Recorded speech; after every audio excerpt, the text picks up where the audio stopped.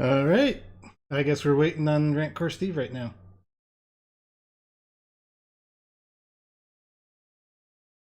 Give me 1 second, ladies and gentlemen. All right. Rancor Steve, if you would, please. Let me mute this and I'll get to the show. Ladies and gentlemen, welcome to the Man-O-Rama. I'm your host, Rancor Steve, and my humble guest and panel is Talcum. How are you doing? How you doing tonight, Steve? Good to be I back am on. I am doing Feeling manly. Oh yeah, I'm feeling fantastic and manly. And our producer of the night and always is the GOAT. How are you doing? So far, so good. Just making some last second adjustments here to make sure everybody's on the screen. Awesome. So we had a little bit of a technical problem last week, and the opening didn't get shown, and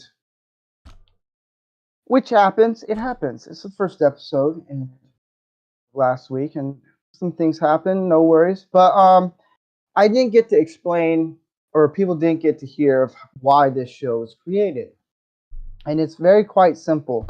On Twitter, I got into a little debate, a little heated debate about simps and betas and why that could be a negative thing. And there was a guy, I don't remember his name because it all got deleted because I pretty much showed him like you're wrong. It's being a simp is actually a negative thing and unhealthy on every level. And so is a beta and so is a male feminist. Everything on that side is just negative. And he was just going back and forth and it just dawned on me. How come no one's teaching this stuff? And how come no one's teaching how to teach guys how to be male, men, alphas, masculine, all the good things? And this is where that show came from. This is a place where guys can be here and just be guys and just be here. And I'm glad and honored to have the people that I have on the panel here. So yeah, I'm glad. That's all I wanted. Introduction. So this is the second episode, and I hope this is a banger. This is gonna be awesome, and yeah, let's get into it. So the first segment, the our favorite of all favorites, the "Don't Be That Guy" tweet. And as the goat gets that prepared, I just want to say this is one of my favorites. Good icebreaker for guys to look at funny things and enjoy the atmosphere that is beta simp tweets. And I think that this would be a great opportunity to get into that and just enjoy the humor of it. So whenever you're ready, Goat, Oh let's dig into boy. it. You really want to deep dive into this that quick? Oh yeah, we're doing it. Well, Hey, let's do it, alrighty. baby. All right, here you go, Mr. Rancor. This will be great. Let's dig into it. All right. Wait, not that one. That one's the topic. Oh, okay. Which one did you Yeah, want? any of the ones, but that one All right, give me that I sent one you. second Yeah. here then. Sorry. We'll just have to switch it over. I thought that's the one you wanted to start with. My bad. Give me a few seconds No worries. here. No worries. You know, a little bump in the road, no big deal. I work it. You know what they say in the film industry? You flexible with time. All right, so No I got that worries. one, No that one. So worries. you just want to start with one of the random tweets? Yeah, we're gonna do all the random tweets, and then that one will be the end. All right, here you go. All right. So this one is, if I can stop moving my mouse around, is healthy masculinity is aggressive or domineering or demeaning to women or content. I can't even figure out that word. I have homeschool level education, but contemplatious of books and art and learning. Healthy masculinity is gentle and empathetic and warm and nurturing. Sorry, I haven't passed high school reading. And protective and open-hearted. That this is where it gets fun. I was just having this thought the other day. As a woman, I often find the alpha male type very attractive. But as far as a life beta type is much better. Who wants to live with someone aggressive and forceful? Falcom, what is your take of this? I see stuff like this, and I think people just don't understand the nature of being what a man is, whether it's a pillar in your community, a good husband, a good father, a good brother. It's it really sickens me when I see stuff like this where they try to. It's a subversion. Everything up is down, left is right, male or men or women, and this is part of the reason why we talked about doing this show is so that we could talk about what it means to be a man and Yeah. masculinity in a positive light, and teach young men how to approach women, what to look for in women, how to handle life's adversity, and so forth. And I see tweets like this, and I see a lot of the youth today, as far as young men, are just lost. And there's a reason there's a masculine and a feminine. Both have their positivities, and both have things that the other side doesn't offer. You know, so Yeah, and just right quick, I want to say welcome, Canadian Spider. You finally got into it. I think you're muted. I think you're muted. Might need to tell the software which microphone you want to use. Oh yeah, Discord does this weird thing. But as Canadian Spider-Man is going to try to fix the weird, I'm crazy not thing of familiar with Discord. the Canadian culture as a whole, besides hockey and maple syrup. Is this possibly Canadian Sign Language? He's Yes. given the Bullwinkle side. He's giving the Bullwinkle side. That's a All positive. right. We have So a Bullwinkle go.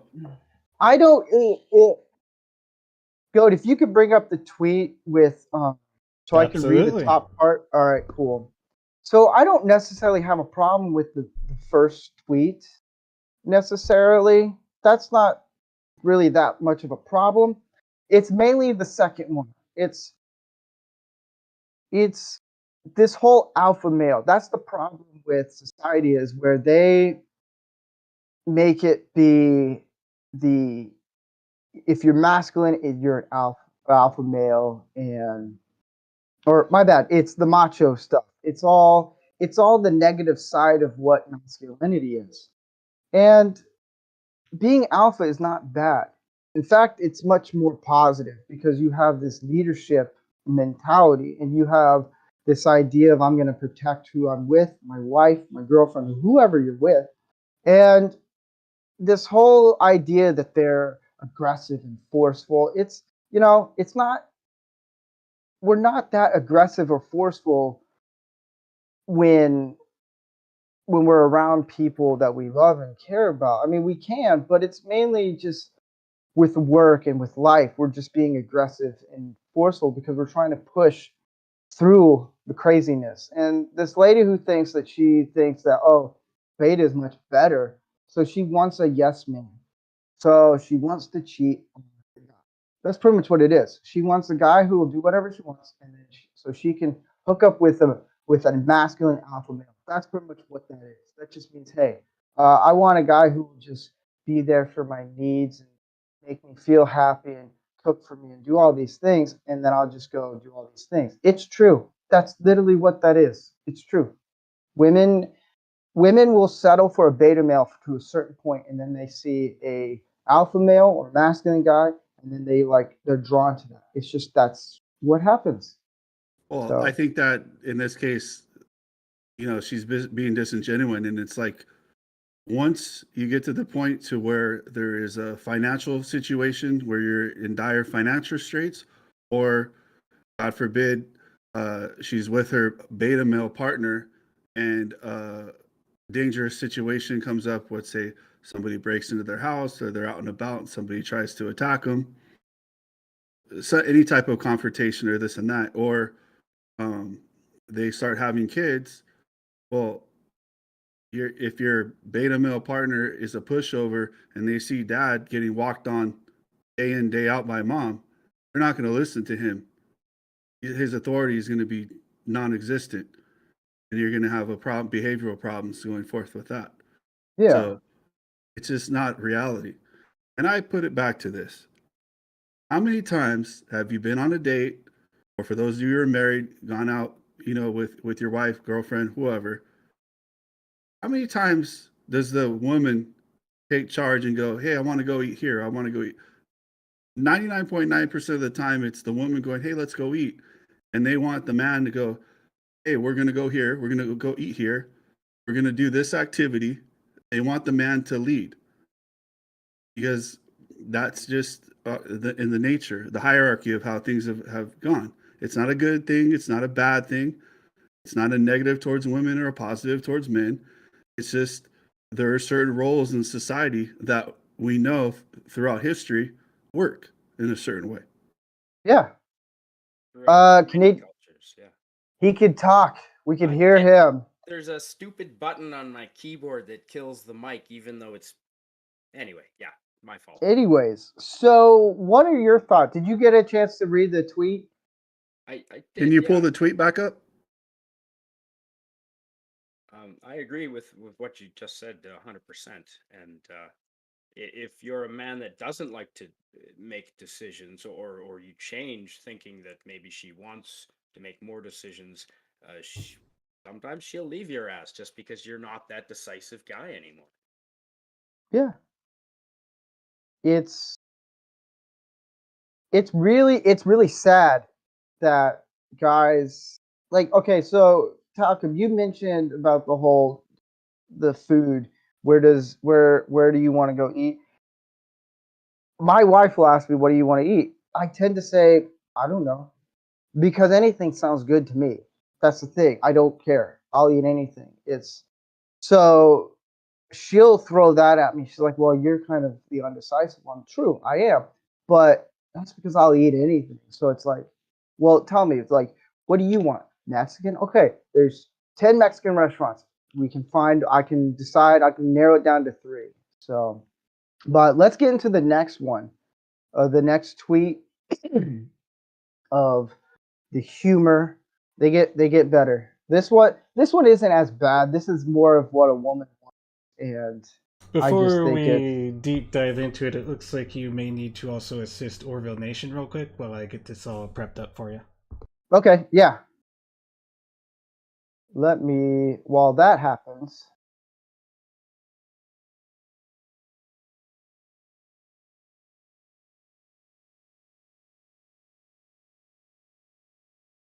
Because I know Andy might be popping in later, which will be fun. Yeah, right now I'm more trying to get it to work where for some reason they can't join right away, and I don't quite That- understand what's going on with that. That's weird. Do But you want me to go forward with this treat while you're working with Orville? Do you have contact with Orville as well? Otherwise, I gotta No, I send it was to him. saying if you want me to continue with this next tweet while you guys are trying to get him. Oh situated. yes, absolutely. What do you think, Steve? yeah, take care. Read this tweet and then we'll get into it. Why are you even opening your mouth? You trying to be a effing bitch to her and you succeeded.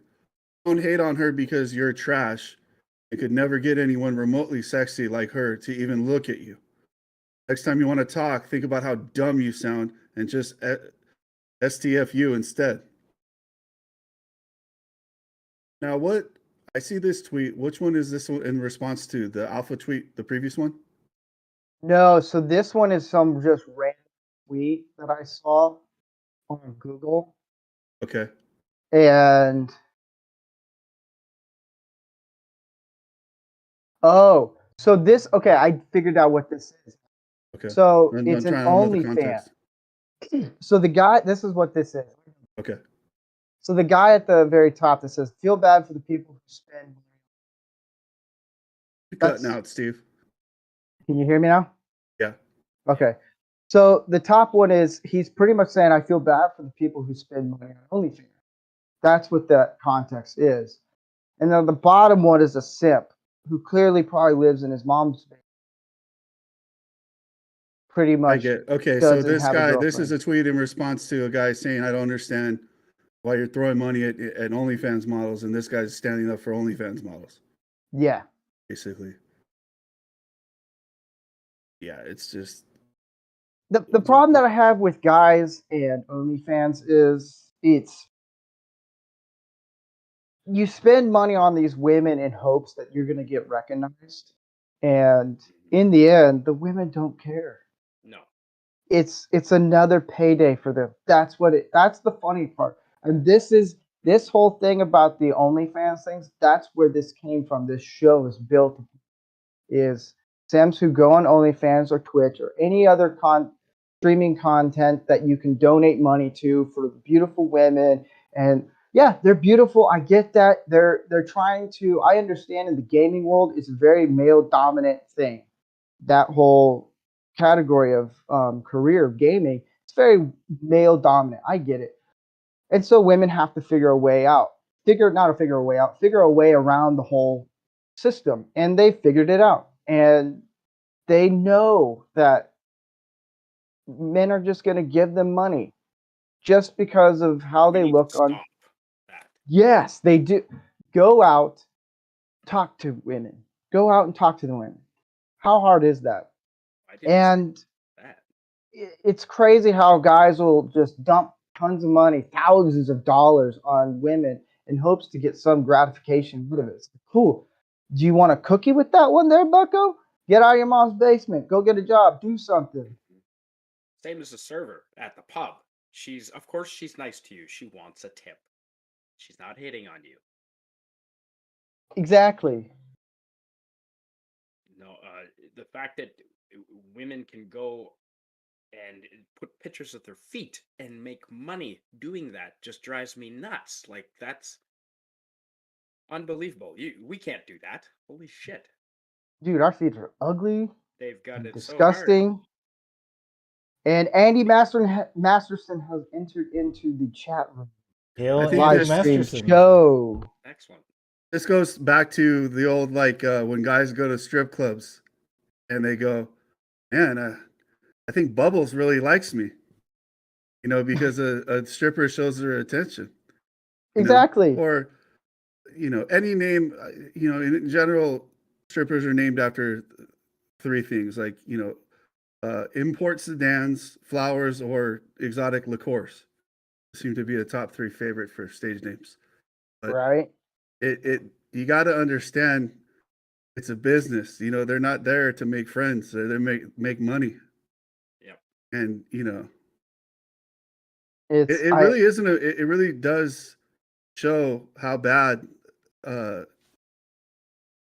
male masculinity has gotten to where it's like there's endless amounts of porn, for free, and guys are so desperate and so unskilled in the sense of approaching women in real life that they're paying to just have interactions and just hand over money with girls over a screen. They're not even doing the old Charlie Sheen method of paying them to go away. Exactly. Yeah.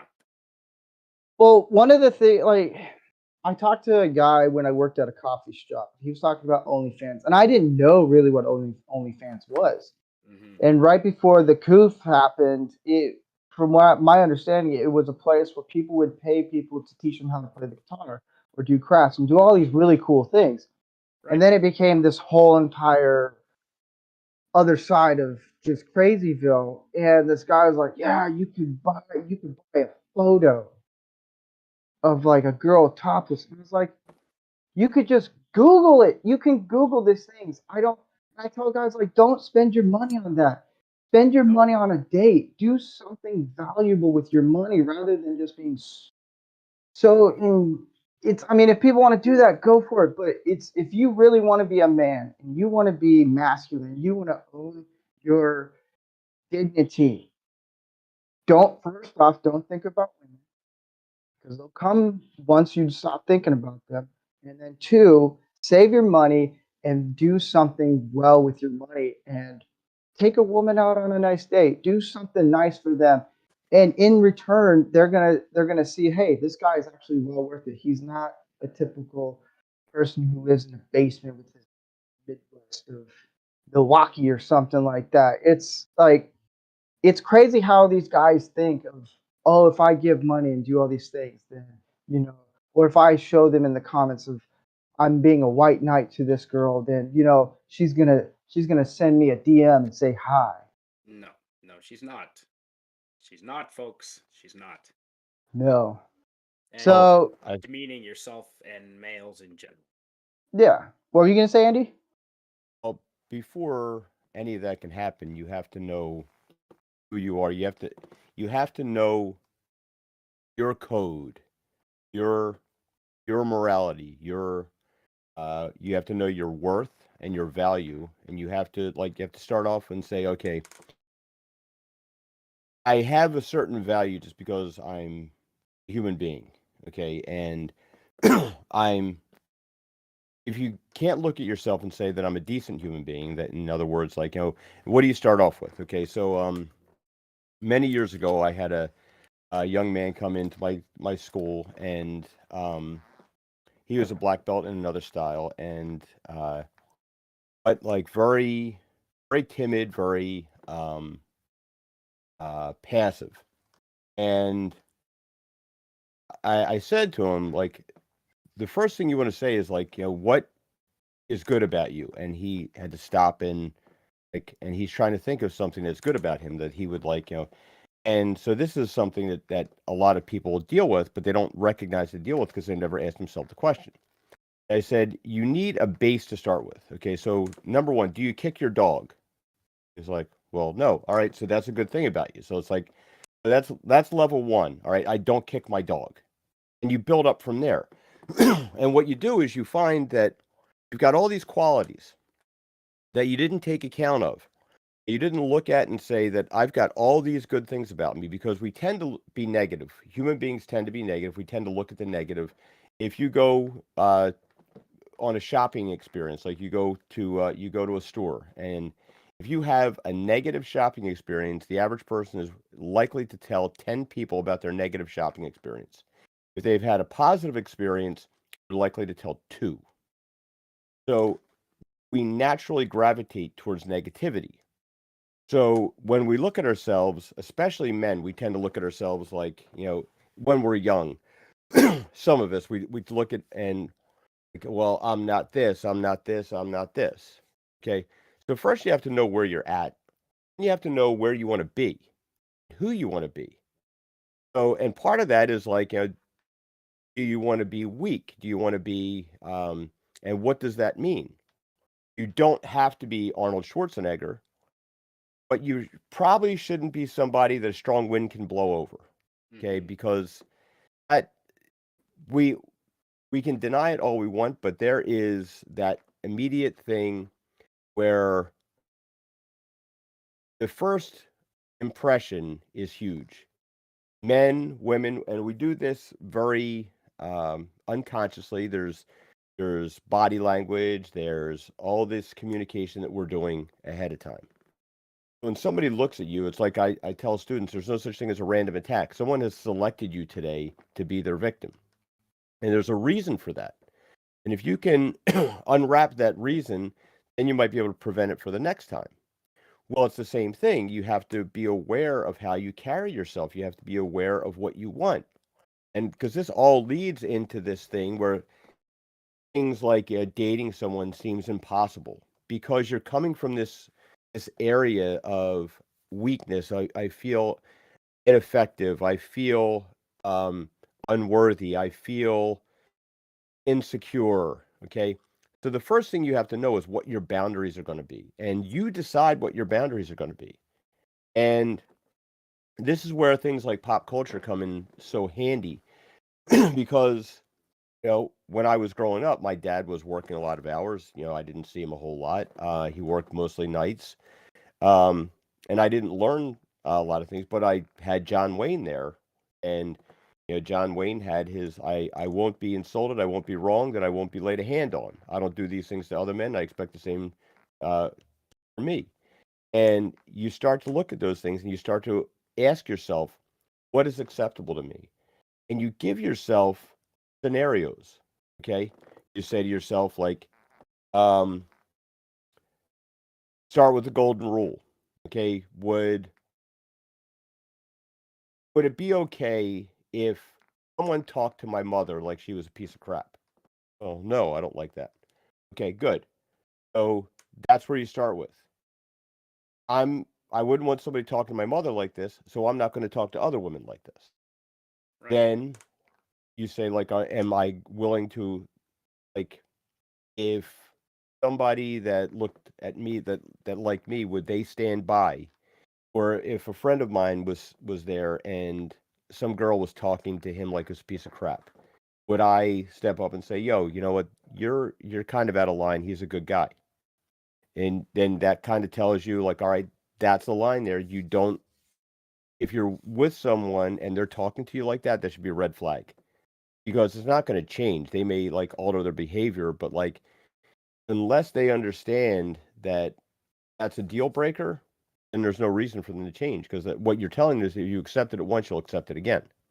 You have to set your boundaries, and you have to know who you are. And these are, like, step-by-step things that, like, that really is the beauty of a show like this, is, like, is for men out there, like, well, where do I start? What's the base level? What's the, I don't kick a dog, okay? So that's all right. But you end up with this list that's this long. Then you look at your negatives, and it's this long. Okay, and then one by one you start to work on your negatives. And there's certain things that you'll have limitations with. I'm not Brad Pitt. Okay. But I'm not Steve Buscemi. I'm not as charming, and I'm not as charismatic as Steve Buscemi, but I'm better looking.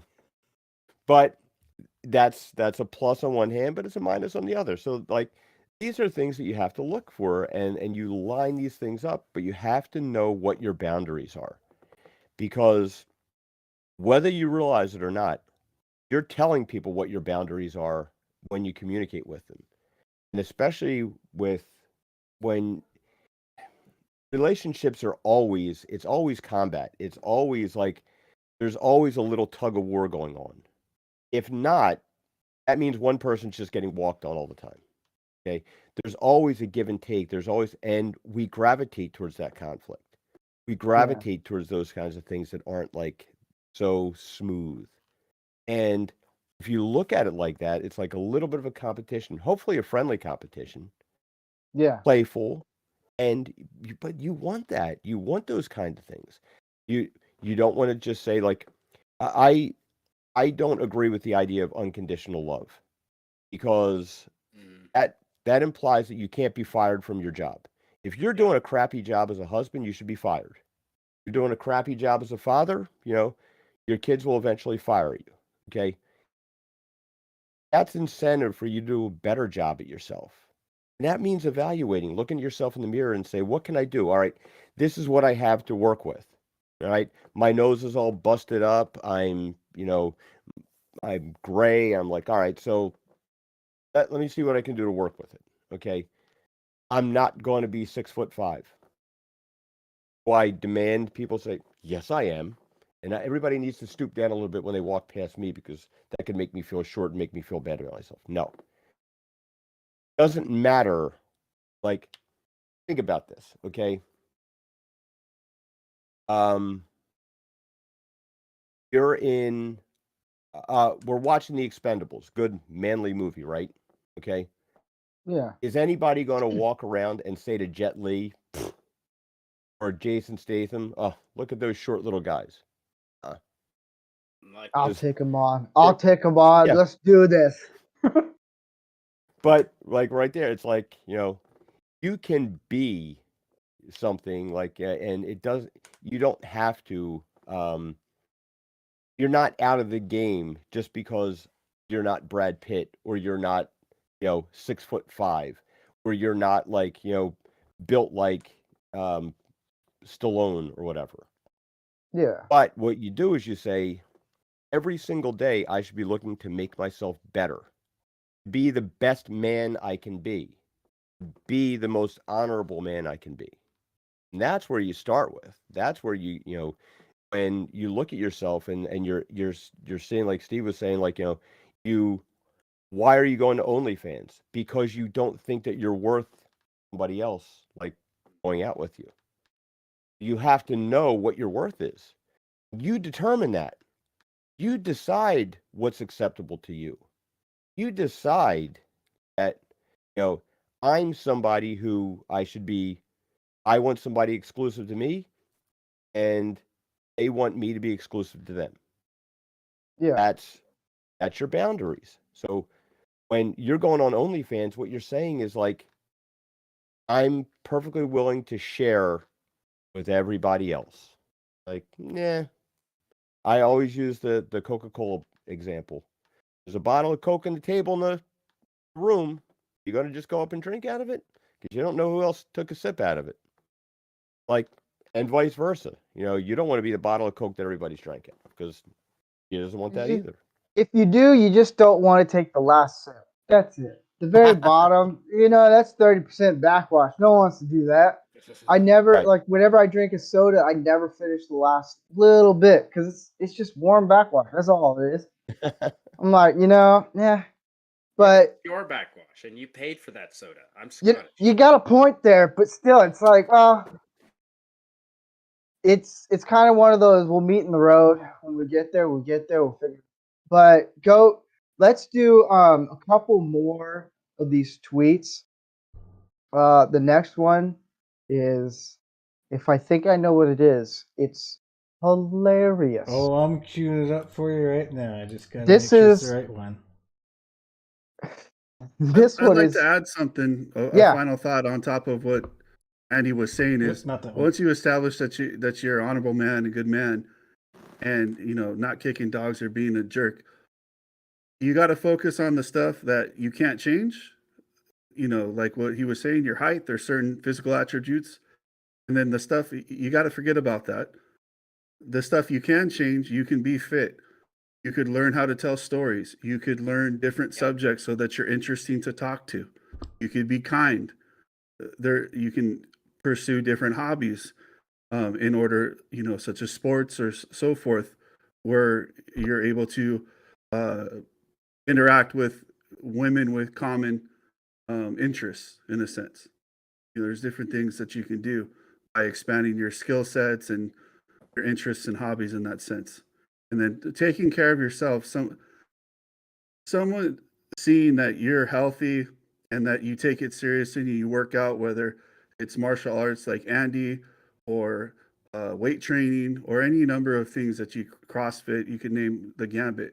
It takes consistency. It takes commitment, and commitment's a big word in relationships. And it takes discipline, and discipline's another thing that's important. So all those things carry over into pursuing an ideal partner. And So that's pride. Pride in yourself. yeah, totally. Yeah. All right, Justin, or Garrett, go. Blah. I'm Holy reading cow, so how many many people are you thinking of right now? Dude, so many people are messaging me on Twitter right now. It's crazy, dude. It's All yeah. right, This is the well- problem. This is the problem with Discord. I have a display here. I got this going. I need like one monitor here. Yeah. So I'm off Twitter right now. Yeah. Oh, I'm at the point where I honestly, like I said to you behind the scenes, especially if we keep doing this and it does well, I am going to need a third monitor, and I'm already thinking of grabbing it. So I might need a second would one help. because so I can Oh, put you like gotta Twitter get a on one second. monitor, Twitter here, YouTube here. Yeah. Yeah, I for need this type of glasses. stuff, at least two. Anyway, let me go ahead and switch it over for Yeah. you there. You all ready for this one? Boom. All right. So as you could tell, I try to block out the people's names, but you could tell this is Daily Mail, not Daily Wire. Jeez, man, I'm Would bad I with be able names. to see that? Yeah, if you go to YouTube, if you put it on YouTube on the screen, Okay, yeah, on your 20th monitor, as we like to have. yeah. Here goes nothing. Women who spend 93 pounds on a Tinder date traveling. No, women who spent 93 pounds on a Tinder date. Jeez, man. On a Tinder date traveling from some city to another city in England, I'm guessing, only to be told she was fat, sets up fundraiser to earn back money. Okay, I get that. Then this guy. This is definitely a simp. Sent the 93 pounds. Sorry you had to go through this, Jade. Don't listen to the bullies. My DMs are open to you. Need to talk. Okay, first off, I don't think the chick knows that this article is made. And I don't think this guy knows that his comment probably is never going to go to this chick. This comes back to the whole OnlyFans thing. The whole situation where I'm going to leave a comment in hopes that they're going to see this. 100% of the time, they're not going to see it at all. What do you guys think?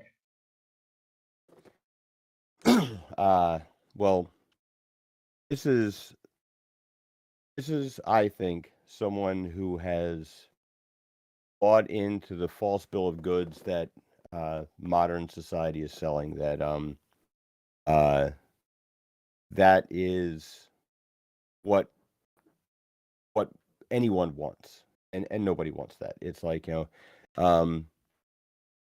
certain level of understanding is great, but like, in a situation like this, you have to look at things like um, where it starts with, right? So it's like someone is giving you this. Uh, why are you on Tinder, for one thing? Okay, if we're being honest, women don't really want meaningless relationships. Okay, why are you on Tinder? Because you know what you're gonna hook up with on Tinder. You're there for one thing, and it's this illusion that you think that, like, yeah, but it's like, and pardon my crassness here, but there's this thing that it refers to, like, the golden pussy rule. It's like, it's when you see some guy and like some girl cheats on him, and then or she cheats on the guy with, he's got a girlfriend, and like, oh, but he would never do that to me because I have the golden one. I'm special. It's like, if he's willing to do that there, he's willing to do that again, and vice versa. Okay, so when you think about, like, Tinder scenario, if you're going on Tinder, you are not going to have a meaningful relationship because no one's there for a meaningful relationship. And in most cases, somebody's like swiping again right after you, right afterwards. It's like, he's looking for his next one, like, and what's happening here is that there's a small subset of men that are being very successful on Tinder, and a whole lot of women that are having one night stands with this small subsection of men, and everybody else that they look at, they look at as not deeming worthy. One night, after we had a workout, we went across the street to the bar, and we're hanging out there, like, got a table and a couple of guys there. My one buddy is like, he's like the little brother I never had. He's 5'6", and him and this other guy who's 5'5" they were both doing like online dating and stuff. And typical thing that happened was, like, the one guy, he shows up for this date, and the girl looks at him and she says, "You're not almost 6 foot," and he says to her, "And you're not athletically built." But it's, if you're on Tinder, that's and you got to think to yourself, here's this guy, why would you be trying to schmooze up to a girl on Tinder? You know, it's like, you're not in that top 10%. If she didn't swipe right on you, then you're never going to get anywhere. We know that, like, women decide whether they're interested in the guy within the first 10 seconds. If Yeah, that 10 true. seconds goes by and she doesn't know and doesn't remember your name, move on. And Yeah. that's the big secret, that and it's not that it's that women are bad, okay? But you have a right to like what you like.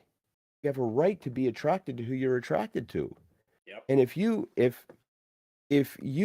are chasing after this girl and you're not doing it for her, well, why should she settle for you? You wouldn't want to settle for somebody, because you got to think to yourself, like, somewhere out there, there's like, a really heavy girl with acne that's eyeballing you, and you're turning around like, no thanks, I'm really not interested. Well, it's the same scenario. Not a judgment, just like, but what we have to do is you got to look at yourself and say, like, all right, well, why am I going on Tinder? If you're looking for a successful relationship, don't go on Tinder, because you know what's going to happen. Like Van Halen did the song "Jamie's Crying" back in the '80s, like, because she knows what that'll get her. And we used to understand this. We used to have this understanding of that. If you have a one night stand, that's all it's going to be. And so, like, right there, you have this guy who doesn't understand the boundaries. He doesn't understand the rules. You're never going to get anywhere that way, And if, I mean, and how would you feel if, like, you get a sympathy, hookup? Really? You got to look at yourself and say, "Well, aren't I pathetic?" Well, Andy,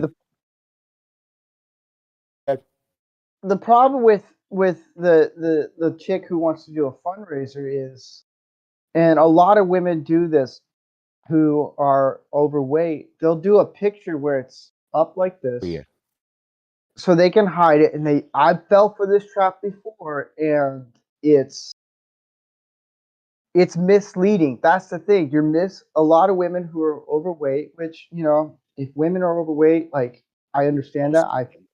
I find women who are overweight attractive. That's no problem. It's everyone has different things, but that's besides the point. It's a lot of guys will get falling for this trap where the women will put a lot of makeup on and they don't show their full body. Like, so when this happens and the guy's like, "Nah, you're too fat," it's not because of it's because you lied to us in this situation. It's you let us on, and now you're hurt by the end result. Well, the end result could have been resolved if you have shown a different picture of you, a full body picture, or something that showed you from the neck down. Then we can understand, like, you're gonna find a guy who's into You it. mean been honest? Exactly. If that's the thing, and so then when guys come into the situation, we're labeled the bad guys because we're being honest. Because you know what? Maybe that guy is into a woman who's fit, or this guy is into a girl who has curves, or one guy is into a girl who's a little bit more heavy set. It's every guy has a different taste of women. It's just women need to understand that I need to kind of understand that a little bit more. And this whole lying thing, and guys do the same thing. Guys definitely do the same thing, especially gym guys. I go to the gym every once in a while. You'll see the guy take about 20,000 pictures, and he'll try to get the right shot so he can get a chick from Tinder or whatever. And it's like, or they'll post it on Instagram or they'll post it anywhere. I'm like, dude, that's one problem. It's a real man is not going to care if he looks. I do not care what I look like in a picture. I don't. If my gut's sticking out, cool, go for it. I don't care. I'll rub my belly button in the picture. It's just like, the part of me is like, I'm married, so it's like, I don't, that's like, I've already won that race. I don't have to impress anyone. But it's sad how women try to do this manipulation with guys, get them in this trap. And and I've talked to a lot of women about this, and they've learned, like, maybe I should. And a lot of women will actually do a lot more full body pictures of them like if they're sitting on next to a tree or a bench or somewhere like that, and they'll find guys who are attracted to them because, hey, I find you personally attractive because of your personality and everything about it. And you know what? Let's date. And they appreciate that. What else do you guys think? I think that I was raised to believe that all women are wholesome. So in years past, in my younger days, I went on some Tinder dates and stuff and had some experience. I mean, I didn't realize it was what a trap it was, And there are unfortunately some women out there that will invite a man to go on a date, and they're tricksters. They'll start buying you drinks and alcohol, and it's just before you know it, your clothes fall off or your pants are at your knees, and you just don't know what to do. And I just will say,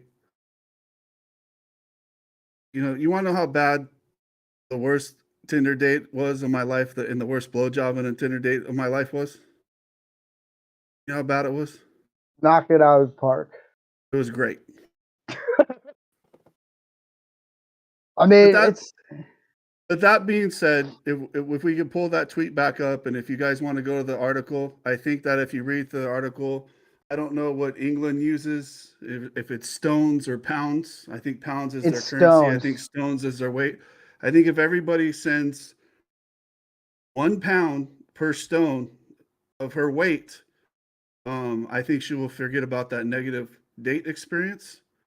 And I will say that, you know, for guys that pick on heavy set women that aren't toothpicks or skinny or this and that, and they try to think that every girl they're gonna go out with is a Instagram model or Victoria's. Well, I can't say Victoria's Secret models anymore because I don't know what that is now. You can say it on this channel.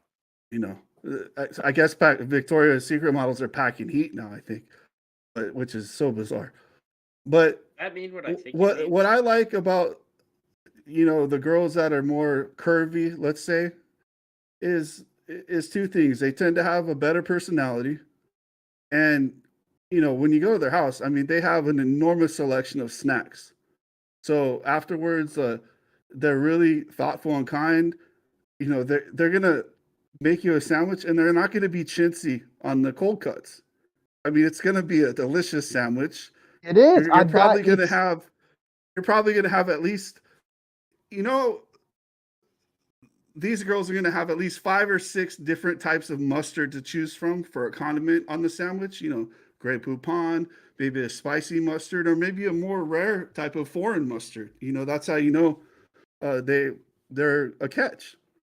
Well, And it's to piggyback off what you said. It is true. Like I tend to, before I got married, I tend to go for women who are a little bit more curvier because, and I know a lot of people are going to give me flack on this. Care, they know how to cook. They do. And they cook really good. I'm not saying this as a joke. It's dead serious.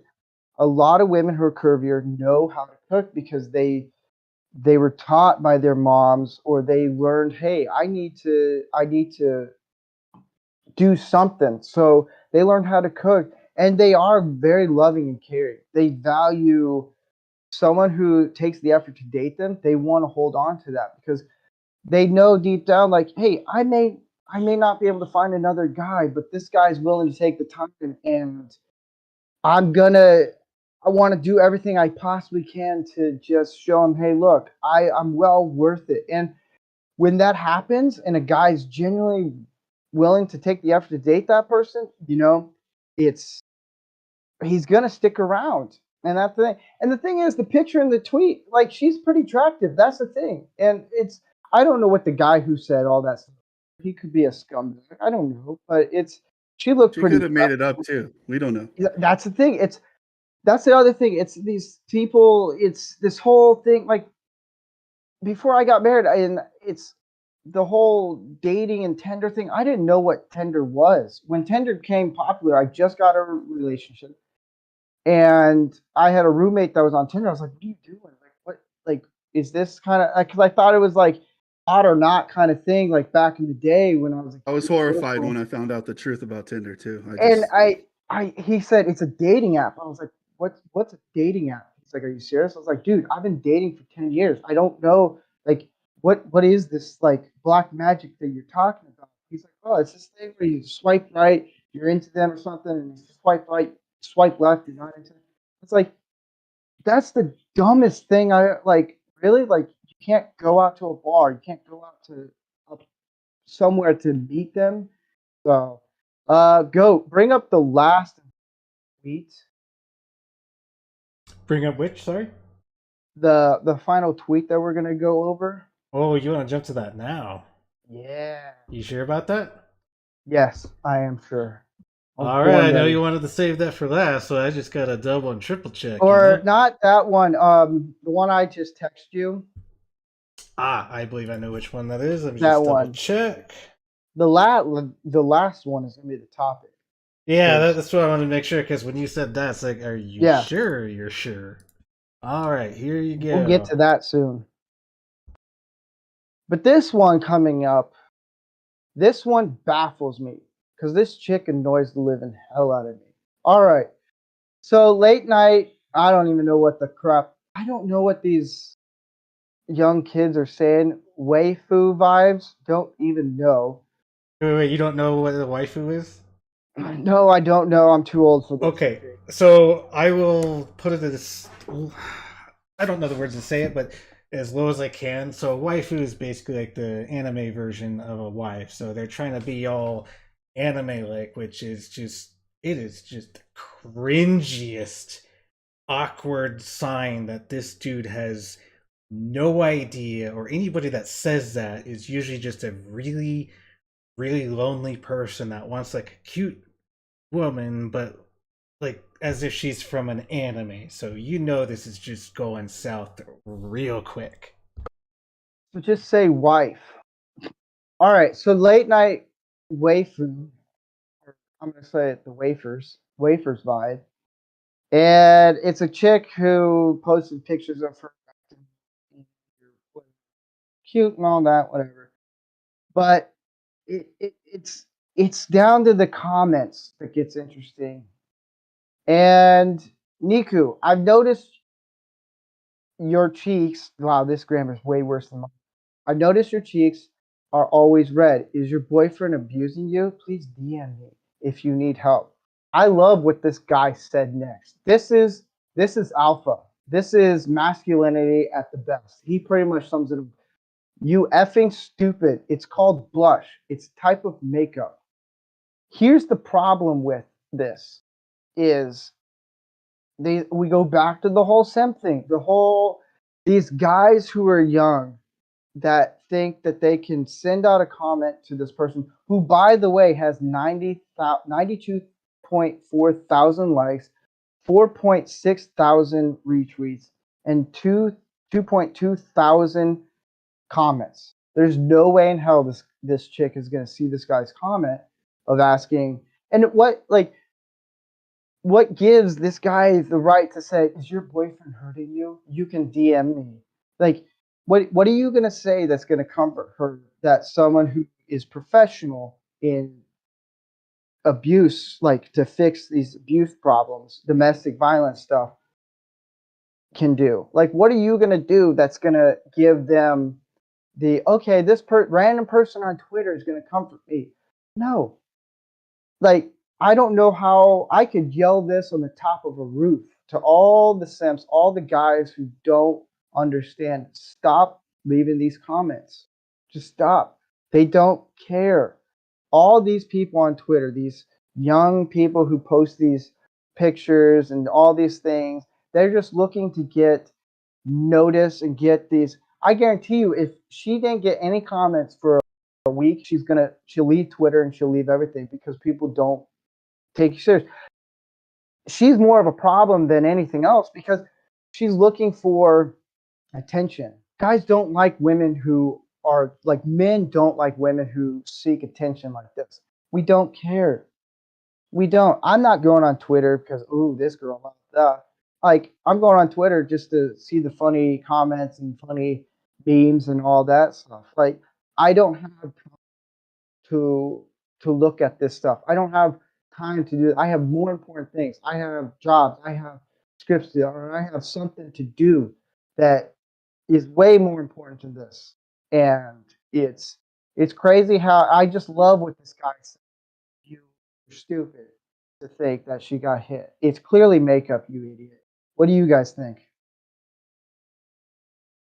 I honestly wonder how the hell they missed that it was makeup. That stuff is really obvious. Damage versus makeup, it just shows up differently. So that it's just someone that's trying to get her, and everybody knows, yes, this girl is cute and she does everything she can to get the attention.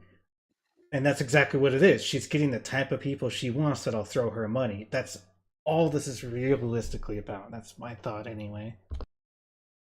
I don't particularly like strip Agreed. clubs.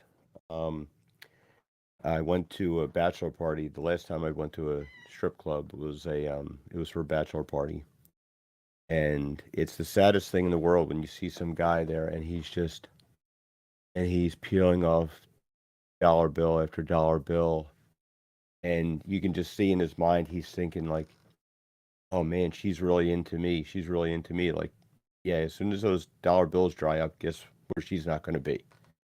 And that was, it made me feel dirty by association that like, here I am, another man inside this place. And so it got to the point where even if like guys were going out for a bachelor party and they were going to a strip club, I wasn't going. It's just like, it's not my scene. Same here. And like people like that, that's fine. I mean, certainly the scenery is great, but like to me, it's like going to an all-you-can-eat steakhouse where all you're going to do is go and look at a porterhouse. It's Oh if yeah. if I'm going to have a steak, I want to eat the steak. I don't want to look at the steak. But it's this idea that like these guys have no idea, like, and it's really hard for young people these days because like especially young men, because you don't know. Back when I was in the dating sphere and stuff like that, like back in the 80s and early 90s, it was like there was this dance that you'd do. It's like, you would talk to the girl, like, you would, touch the girl's butt, she'd move your hand, like, and then she'd, you touch again, she'd wait a little bit longer and move it up, and like, in third, fourth time, she'd leave it there. And it just went this way, and it's just the way it was. Now, of course, that's like, that's can get you locked up. That's like, oh my God, you toxic male. It's like, Yeah. it's ridiculous. It's like, this is what people do. This has been part of the courtship ritual for as long as there have been people. This guy has no idea, like, what it is. It's like that being better, being someone who can be attractive takes effort. There's very few people that can come out and that they're just like, good looking enough, sharp enough, charming enough, and like they don't have to do anything, male or female. And it's funny too because like when you get to a certain age and you have like say your 20th high school reunion, the people who don't show up for the 20th high school reunion are the people that were most successful and the prettiest in high school. Because for them, everything was downhill after that. And everybody else goes and they see each other, but those people who were the prettiest and everything back then, they don't want to go because they think that they're going to be judged. They think that like, because that's what they're doing. That's what, like, they're looking at everybody else and they're saying like, oh my God, they look so much better than most people are just going there because, hey, wow, it's a chance to see all these people that I haven't seen in so many years. But that's the thing. Somebody like this guy, he has no idea what to do. And he's listening to these things that like, and I hate to say it, but women have done this to themselves. They say they want a nice, sensitive guy to an extent, but not really. How many of us know a guy who's really nice guy that got dumped by a girl and she hooked up with some asshole afterwards. It happens a lot. But it's Yeah. also the guy's fault for not being a little bit more, you know, a little more edgy, to be a little bit more like, to have something there that like you can be enticing with because like you have a little edge to you. And that's the thing. It's like nobody wants a pushover of any kind. I mean, what self-respecting man? There was a study done. Forget exactly where it was, but there was. They took this group of men. They're all married men, or married or in long-term relationships, and they didn't tell. They weren't allowed to tell their girlfriends or wives what was going on, but they had to anything that their wife or girlfriend wanted. They just had to agree to. There could be no discord, no no disagreements. Just yes, dear, yes, dear, yes, dear. The experiment was supposed to take 3 months. How long do you think it lasted? 3 weeks. 2 weeks. And who do you think ended it? The women. The women got so disgusted with the men in their lives who were just agreeing with them that they had enough. They were like they were ready to walk out, and the guys had like, whoa, we're doing this experiment, which was another fight, but like, Yeah.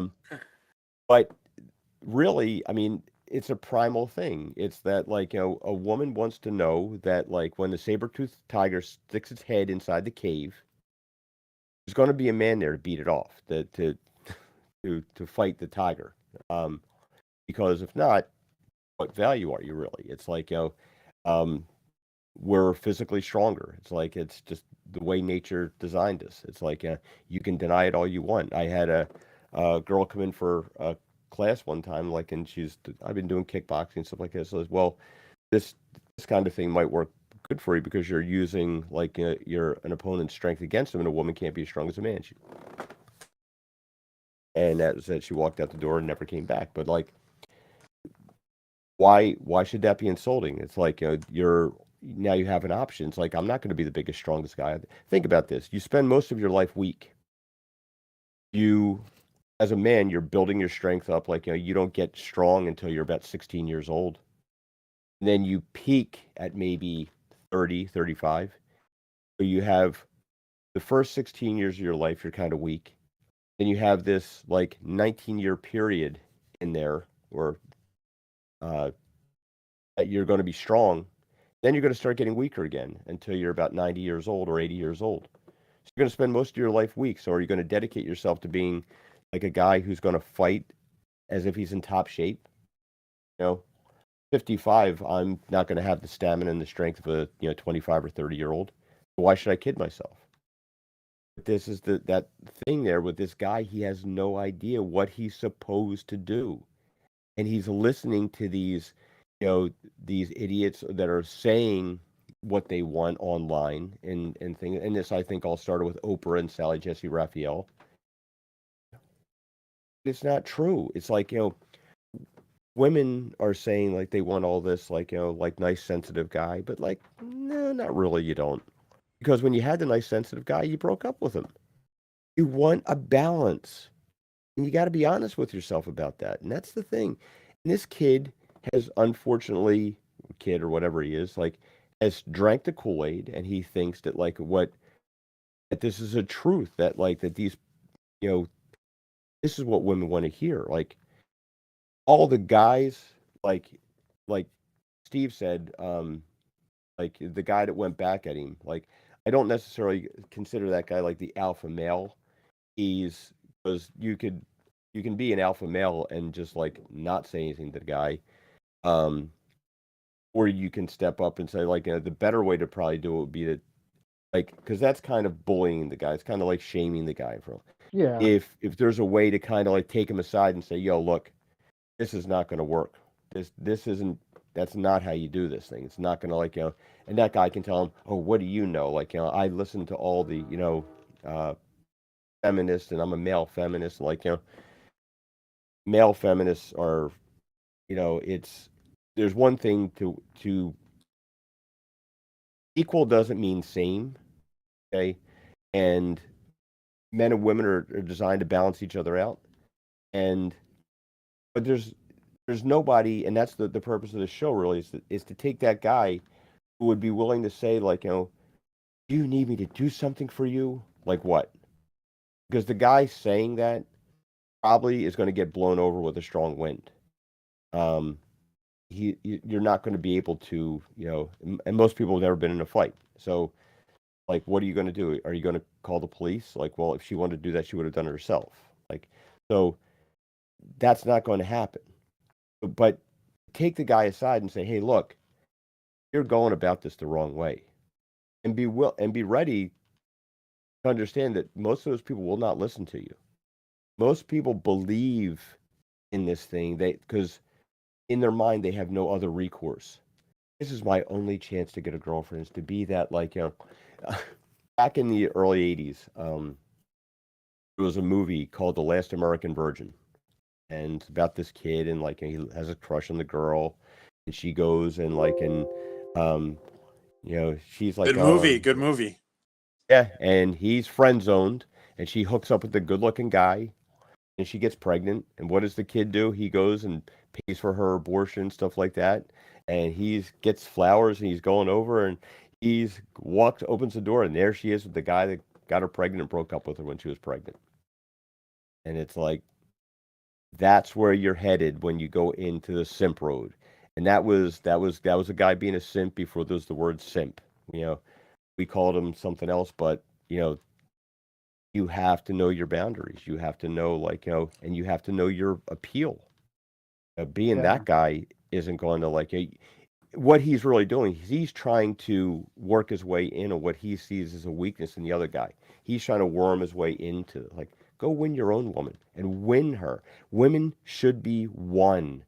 Women should be a prize that, like, that, and they're the ones that decide that, like, you're making an effort for them. That's what women want, is to be valued. They want to feel that you're taking them seriously, that you're listening to them, that you value their opinion, but also that you're willing to put yourself maybe in physical harm for them. You're willing to stand in between them and the saber-toothed tiger when it sticks its head in the cave. That's what a woman is really going to want. Not the guy who's going to sit there and rub her feet after a hard day's work. It's, I mean, you can do that if you want, but, like, if you're checking all the other boxes, if that's all you got going for you, I don't think it's going to work too well. But Well, PJ has entered the show. How are you doing, man?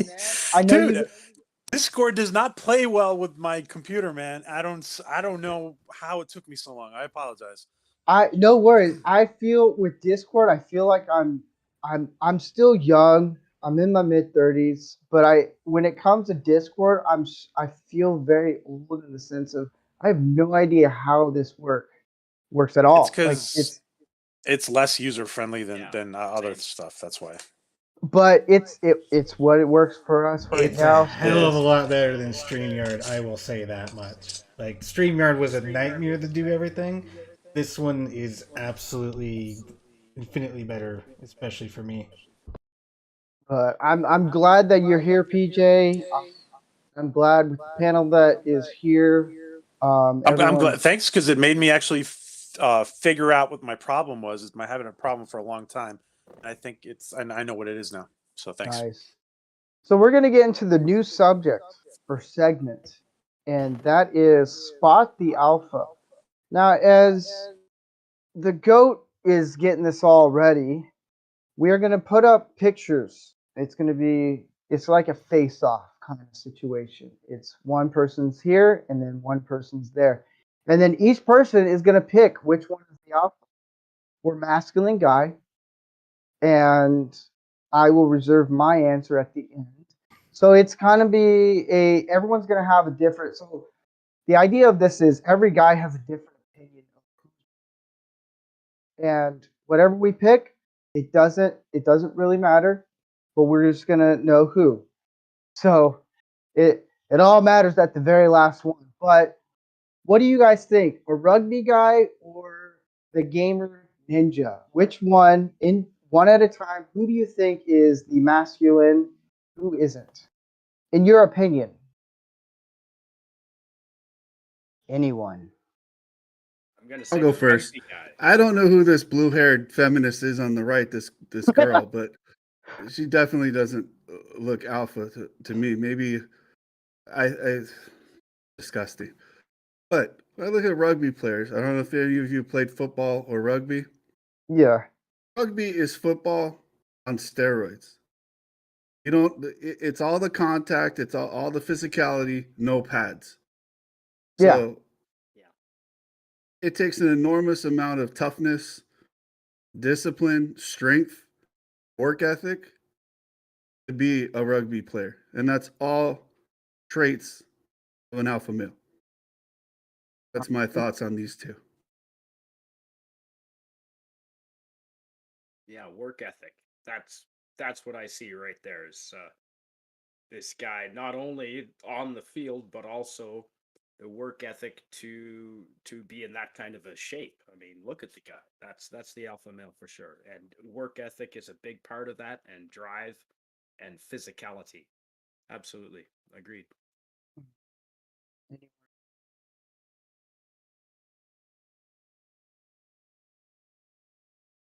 Yeah, I think we're on agree of some sort. All right, the next one.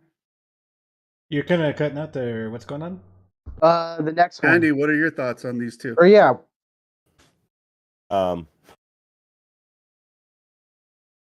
only back in the 80s, there were some guys that had blue mohawks and were willing to fight at the drop of a dime. And that's probably the only time I've ever seen a man dye his hair blue that I would say that he was masculine.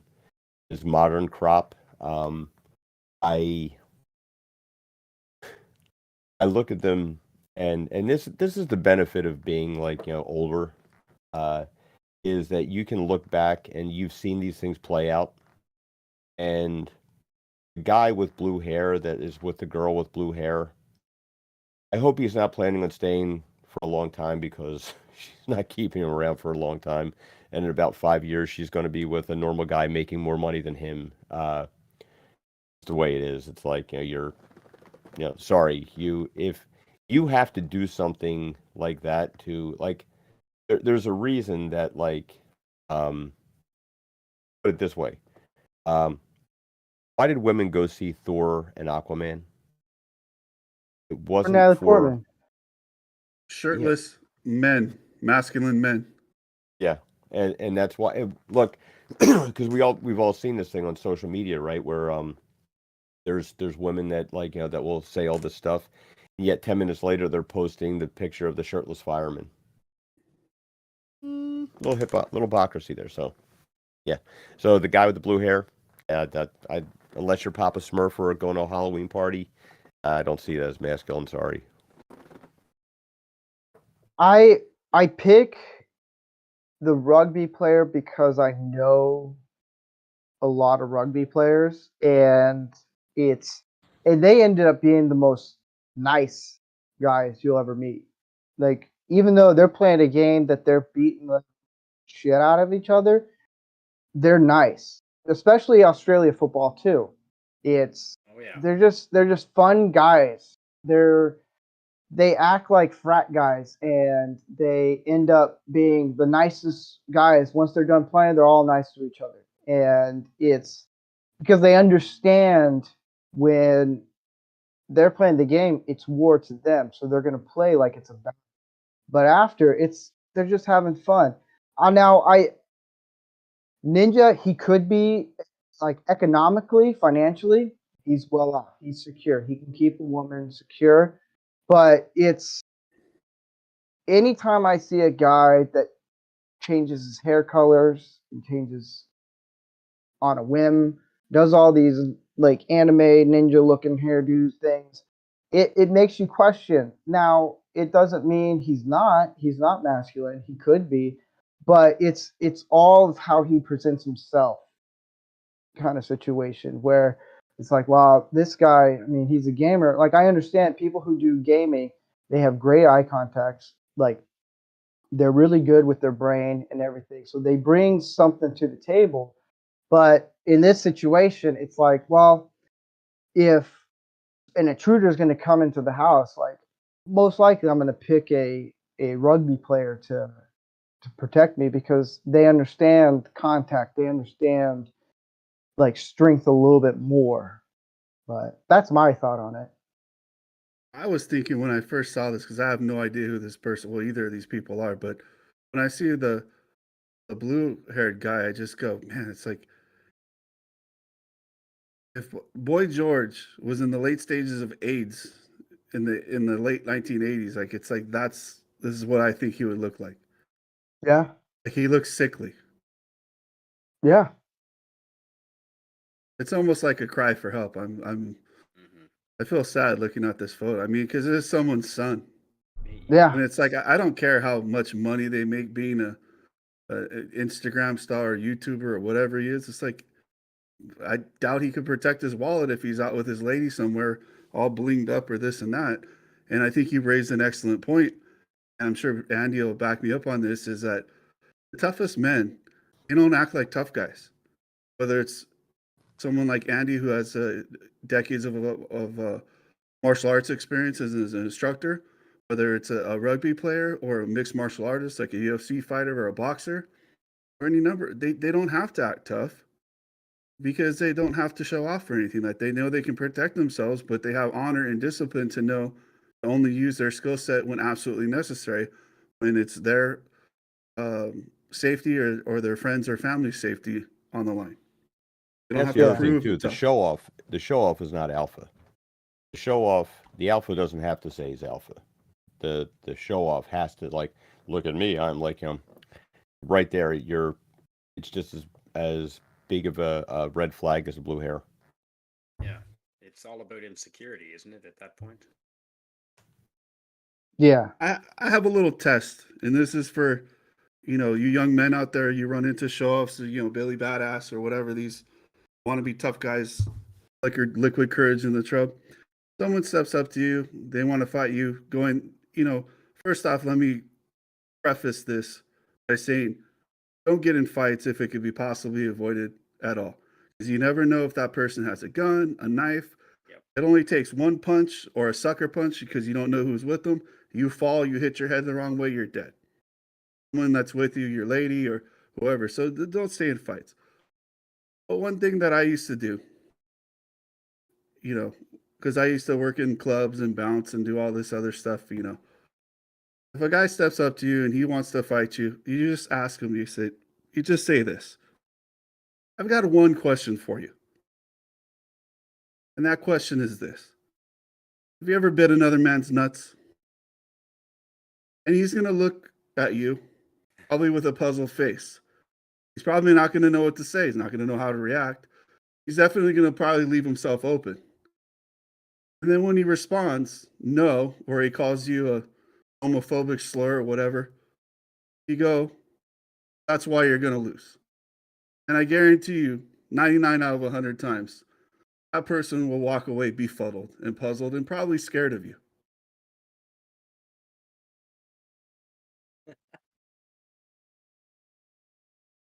That's just one of my advice.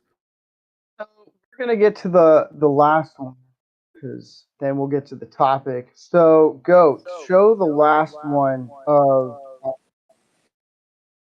the one that I just texted you. You got it. Give me a second. All I'll right. get it up for you. And PJ, I'll have you pick which one you think. And again, this is not to. I understand that a lot of people are saying like the Steve, you're stereotype. echoing. Someone's echoing. Oh, Someone so I understand there's people in there's a stereotype that we're picking. It's not necessarily a stereotype, and this next one is going to be a very good example of the whole alpha spot them kind of thing. So if you put this up next, and PJ, I'll have you jump in and explain, or you pick. Steve, you're still echoing. I don't know if one of us needs to be I muted. am. Yeah. Yeah. Am you are. I How's that? I Oh. think you might be good now. Yeah, Okay. that sounds good now. What was that? I think there's someone has YouTube playing the volume. Everybody on. check if you have YouTube playing. Make sure it's muted, please. Mine's muted. Yeah. But No, I think PJ's microphone is picking it up somehow. oh, I got a headset on. Yes, I PJ, understand can you mute yourself for a quick moment? We'll see if that's echo. Okay. Steve, go ahead. can you hear me now? Yeah, there's no echo now, so it must be Huh. some feedback somehow. I don't know. Interesting. Anyways, PJ, out of I think it's Logan Paul and the model, which one would you consider kind of more the masculine type that presents himself more masculine?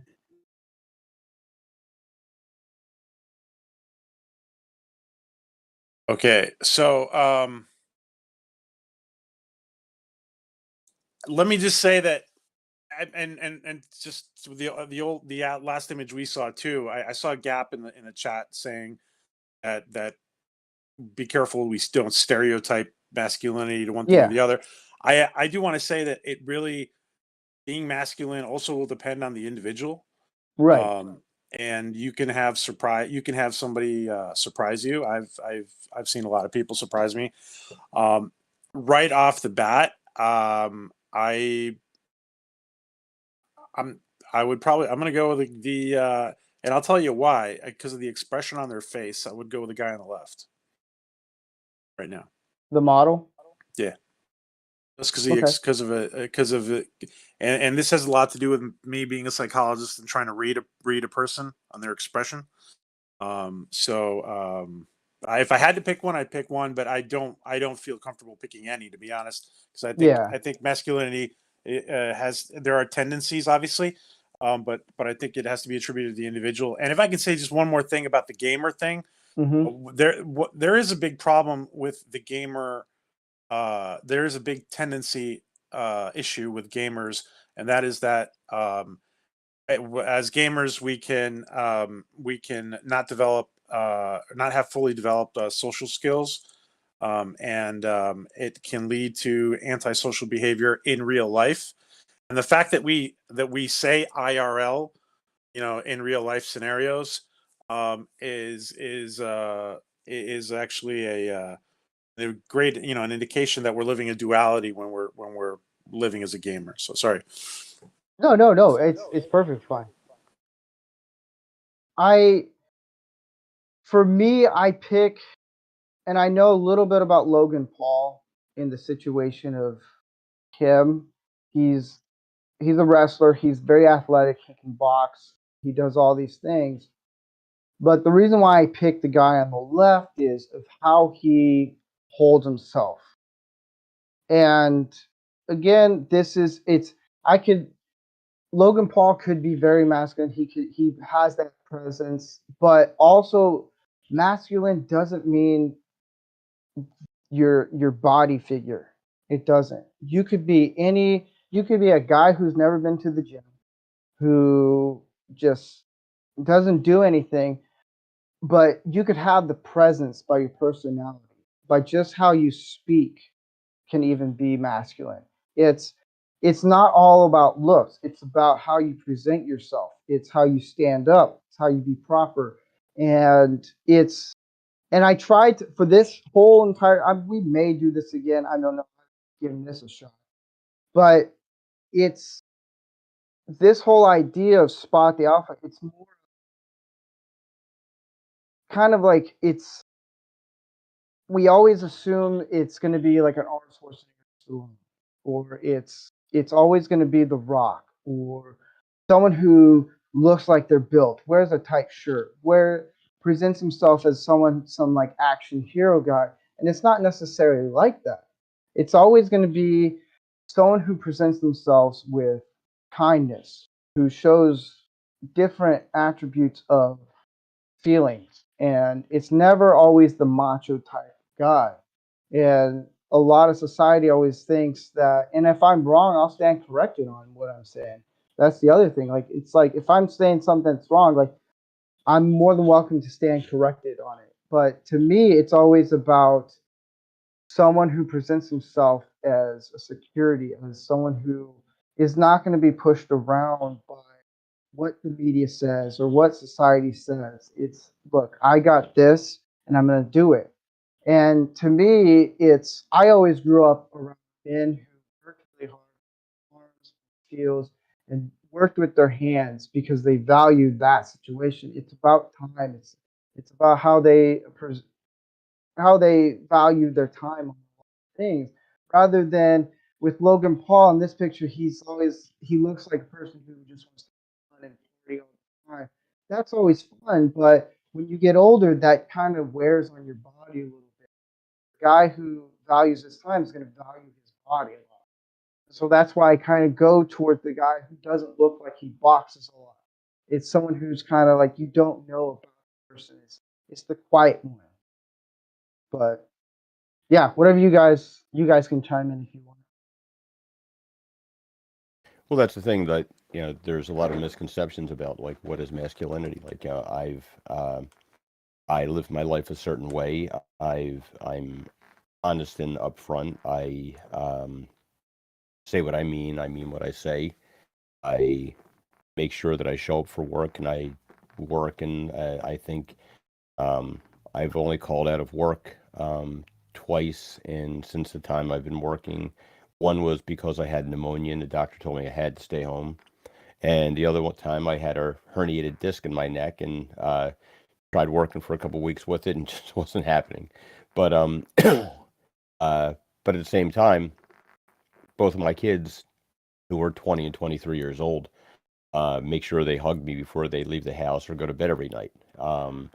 I'm the one that will sit down and have a conversation with them, give them a little sympathy, and get around with them and have fun and be silly with them, and um, have a sense of humor and not take myself so seriously, so they see that, like, yeah, I am approachable. I make my mistakes. I own up to it. I don't try and deny it.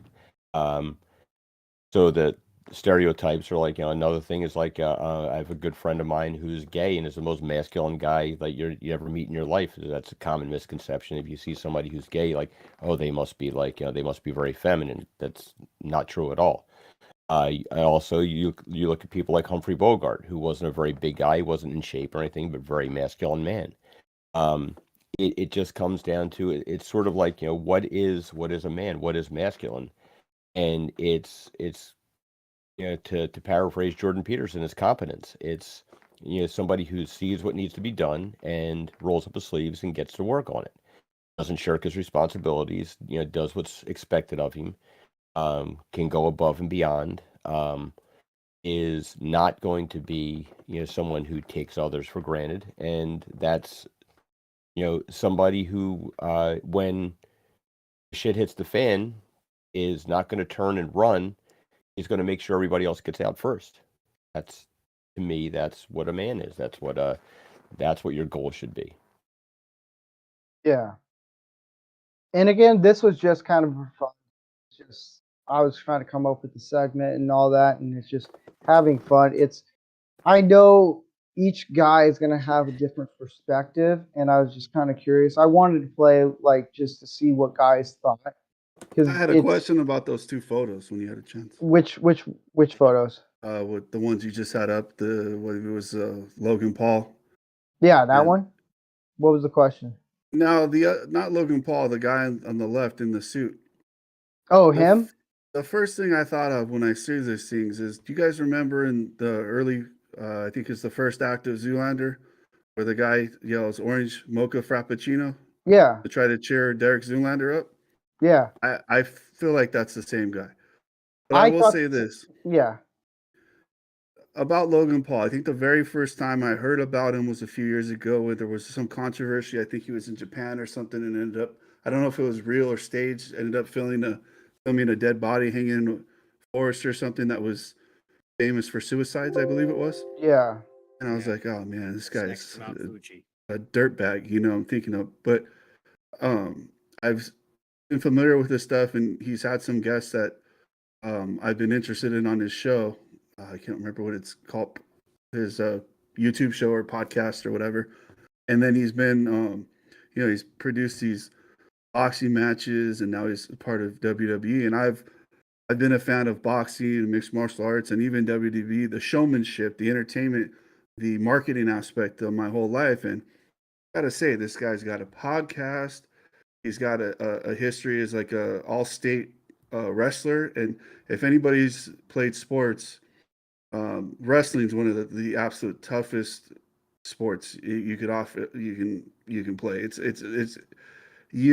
very difficult to not be um, uh, if you're a garbage human being, you're more than likely you won't have the discipline and most importantly the heart to push through what it takes to be in shape and make weight and go through the grind it takes to be a wrestler, especially at that big a level. And this guy's, I think he boxed like Mayweather, and I'm just very impressed with his skill set from a marketing perspective.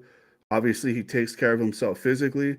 And then another thing, he seems to pride himself in being quite knowledgeable in a variety of subjects, having different people on this podcast and hearing some subjects, and he could be silly at times, obviously he's a lot younger, but to have multiple businesses, I think he's got like an energy drink, he's got a clothing line with his brother, and then to promote these pay-per-view events, boxing events and stuff like that, where it's, I guess there's a segment of the crowd that takes that stuff seriously versus viewing it as like what did they call it? Like when Ali uh, boxed or he wrestled the famous Japanese wrestler, I believe it was in the 70s.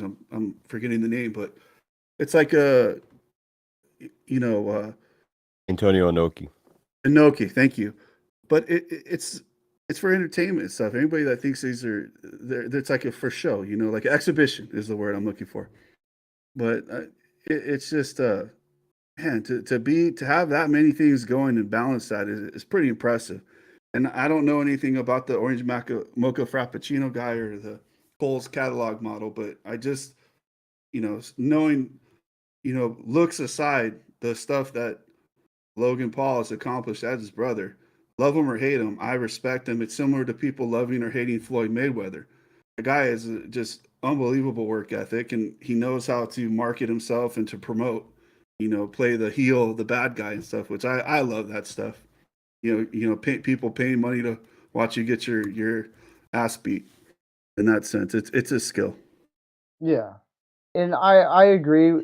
He's accomplished a lot, and just from a business standpoint, I do think he understands. Like, I want to keep, like, if he ever gets married, and he knows, like, yeah, I want to keep my wife secure and everything. It's nothing against him at all. Like, if I got in a ring with him, he'd definitely kick my butt. He's way more skilled in wrestling and boxing than I am, and it's again, it's guys are different, or they show being a man differently, and it's every guy is different and stuff. And so it was just a little fun game. I thought, I was like, yeah, we'll try It was this. fun. So it's like, it was, yeah. So if anyone's taking it serious, it's more of just having fun.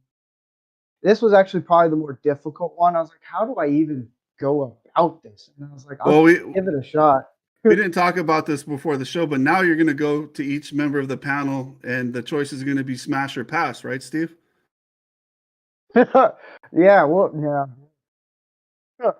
The So guy, if I could, the guy on the left, I noticed right away is he had a sense of stoicism, and we need more of that. We need to teach young men how to be stoic when appropriate, and Yeah. I not reserved. feel a little bit like we're leaving Orville Nation out a bit. I don't feel like you've Yeah. had enough time. Do you got something you want to chime in on? I know you've been sitting there for a while. No, well, not right now. Okay, I'm happy. right now, but thanks. Yeah. I just wanted to make sure that you were getting a fair chance to speak as well. You can I will say interject this. too. I'm glad that I'm really glad to see that Steve and Goatfather have put in so much thought into the production of this show, and I applaud it. I really do. Well, thank I You guys have put in a appreciate lot it. of thought. Thank you. Yeah, I put a lot of work into this. I know he really wants this show, and this is one of the projects that seems to be doing really well. So I figured I would just use my skills and, of course, my hardware and help my buddy out.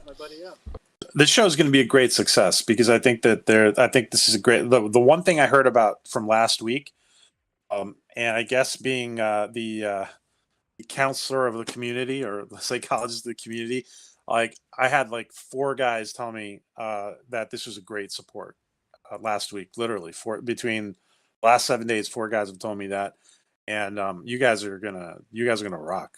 Seriously. Well, thank you very much. Goat, let's do the topic. And this one I was shown by a couple people and this one struck a big nerve with me of everything going on.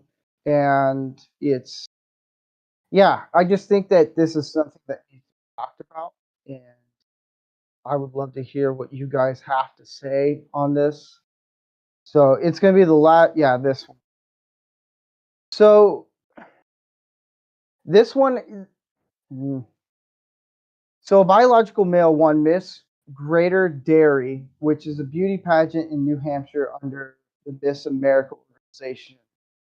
Now, the humor of it is dairy, which it is kind of in that story. But this is the problem that I have with young guys, especially middle school and up, and even younger. A lot of it has to do with some of the parents and allowing the schools. It's a lot of things going into this that becomes a problem that you can tell a kid, especially a boy, you can be anything you want to be. And like for me, I wanted to be an NBA player. I'm 5'4". I cannot be an NBA player. I can't shoot. I can't do any of that. And this one struck a nerve because it's allowing kids, you can be anything you want to be. Okay, I want to change my gender or whatever, and I want to take away something that is specifically for women, and it tarnishes something for women. I'm very much like, this is very personal to me because I love sports, and there's a bunch of guys that will do this. They'll change their gender or whatever, and then just smoke the ever living daylights in sports and break the records and do all this stuff. You're taking away something. And it's a lot of it has to do with schools and how society portrays things. And I just feel that if parents really took an effort and taught their sons, hey, like you can do this and this and this, like you can accomplish a lot of being a guy, about being a man. And if the kid is just, if he feels like he's being bullied or he's feeling this way or he's not feeling accepted and he's trying to find some way to connect and he does it in a way of this, it takes away a lot of what women want to accomplish. Like me growing up, Miss America, that was very much a woman's thing. It was a lot of women who take effort in how they look and be proper, do all these things. Like it was a big accomplishment. Like it was, they valued that a lot, and they're like, we want to look attractive to the guys. We want to do this. We want to do all these random things that it makes them feel like we feel like a woman when we do this. And when you get a guy who changes their gender and do all these things, and then the society and media and everything allows us to be okay, it ruins both sides of what it is to be a woman and what it is to be a man. And I think it hurts both sides. It doesn't help at all. I don't know. This just really struck a nerve with me that it's like, dads, be fathers, be a father figure to your son. Show them, hey, like if a son if I had a son and he's like, hey dad, I'm gay. Okay, I'm still gonna love you no matter what.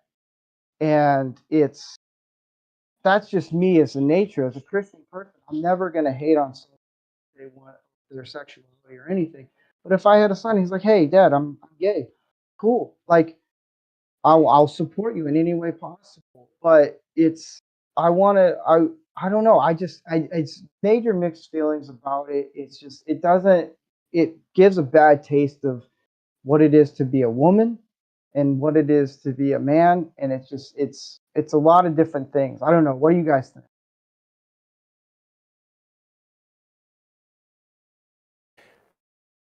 Well, first of all, when you put in some decades on the planet and you realize how many phases you've gone through in life, and everything that you go through is preparing you for the next step. That like I've always said that I think it's the dumbest thing in the world to try and tell a kid figure out by the time they're 16 years old what they're going to want to do for the rest of their life as a job when they haven't lived yet. There's a reason that we don't let children under 18 get tattoos. And I don't see anybody bringing tattoo artists into elementary schools and saying, hey, kids, you can get your favorite cartoon character tattooed on your face during lunchtime if you want. We're telling kids that like it's okay to make these life-altering decisions, and you don't know what life is yet. You don't know what things are. You don't know what your tastes are. I would say that most people don't even have any idea who they really are until they're about 30 years old. So when you go and you want to make these decisions, probably going to have regret. You're going to have because we regret everything we do. You always have the story where people ask you if you could go back through time, what would you change? Well, the answer is you can only change one thing, and from that point onward, you would have a completely different life. You wouldn't. The decisions you made the next decisions that you made. So it's not. You can't go back and fix everything, because as soon as you fix one thing, it would be a completely different path. And for playing this notion that you would see people change their mind. So, well, why can't we give kids guns then? Well, they're not mature enough to handle that. Exactly, they're not. That's why, and they should be protected. They should be and the other thing is what is this fixation on feelings and identity? Every single person is unique. You're an individual. You're not this, that, you're an individual. And you can wear, if you're feeling like, oh, I want to wear this frilly kind of thing, and okay, but there are experiences that are unique to men and women. Men and women's brains are wired differently. I saw this when I always used to say that I thought that women learned how to be crazy, but until I had a daughter and realized they're born that way. We moved into this house, and my daughter was 3, and we didn't have steps. We had a rancher in the old house. This one we had steps, and I'm walking past her, and she's on the 3rd step, and she yells, "Daddy!" and she just jumps, and I catch her, and my son's behind her on the stairs. I said, "Do you want to try it?" And he's like, "Okay." And he's calculating. He's looking at how far he has to jump to get to me. That's there's simplicity right there about the differences between male mind and the female mind. And and it's funny because my daughter now, she's joined the powerlifting club at school. She's very traditional. She's very she was a gymnast for since she was 10 years old. And is an overachiever. But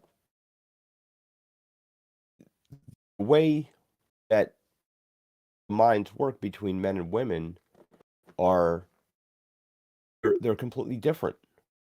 And as a man, I can't understand how women's minds think. I can only imagine what it's like, because I haven't had that experience. I can't tell a woman what a menstrual cramp or a childbirth feels like. And a woman can't tell me what a case of blue balls feels like. It's just something that's unique to the experience. It's like, and when you think that you can just invade people's space because, like, well, I want that to happen. Well, I want to be a millionaire too. I want to be, I want to be the handsomest man in the world. I want to be 6 foot tall. I want to be like, guess what? It's probably not going to happen on all those things. So be happy with who you are. This is all temporary anyway. What if you place all of your value in your physical form? What does that say about the beauty queen who gets in a car accident and has a scar across her face? Is that all of her value there? Does she have nothing else to offer the world and to live for, no other reason? What about, like, the high school football champion, handsome man, and like, and goes off into the military and gets injured with an explosive device or a bomb and loses his limbs? If his sense of value is only in his appearance and that's it, what reason does he have to live? Or is there more? Is there something else that you have to offer the world beyond just that?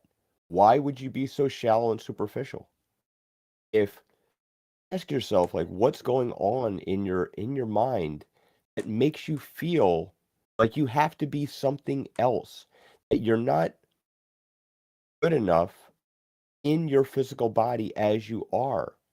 No one has anything the exact way they would want it. I mean, God, we've seen interviews with these supermodels that they picked them. Sophia Loren used to say that I'm not a beautiful. All of my features are not classically beautiful, but if you put them together, for some reason it just works. She would point to everything on her face and say, "What's wrong with it?" And yet, men had posters of her, everywhere. Uh, Ultimately, you have to live with yourself. Your physical body is temporary. It's the car you're driving. When you place so much emphasis on this one thing, what are the other elements of your life that you're neglecting because you're so fixated on things? You know, Tunnel vision and fixation in anything is bad. You need a balance of everything in your life. I And wouldn't when you're mind interjecting when you're done. oh, well, I was just going to say that, like, we always used to tell kids that it's not the car you drive or how much money you make, it's the kind of person you are. Well, that's the same thing, because we saw with Michael Jackson. He never stopped the plastic surgery. That he always needed more until his nose fell off. He was never happy. And that's, I think, the biggest problem. People are looking for something to make them happy. You have to realize that you make yourself happy. You're as happy as you decide to be. You have to find the thing that's going to make you happy, and it's not going to be in the physical body. It's not going to be in the car you drive. It's not going to be in, where you live or what mansion or whatever. It's a more personal, it's a deeper thing than that. All right. What were we gonna say, Go? What I wanted to get in is Dan Crane wrote in the chat, says trust opens the door for honest communication. She's looking for the man who is honest in who he is, the man who is comfortable in his own skin. That's actually something I've been talking about with one of my friends lately, and you know exactly who I'm talking about. And that's the number one thing I've been kind of just hounding into people lately is communication, communication, more communication. Be honest. Be honest about who you are. Be honest about your intent. Be honest, because no matter what, if you start going on or around lying to people, they will always find out. It will always nip you in the butt. Always be honest and true with your intent. So that's really what I wanted to get in on there. So next person. Does anybody else have any thoughts on this? I think that who was it that said that? Was it Dan in the chat? Was Dan Crane. Dan Crane. I think that hits the nail on the head, and I think that's what Andy was getting to, and that you got to be comfortable in who you are as a person. you know, the essence of your soul, your being, your very own unique personality and spirit.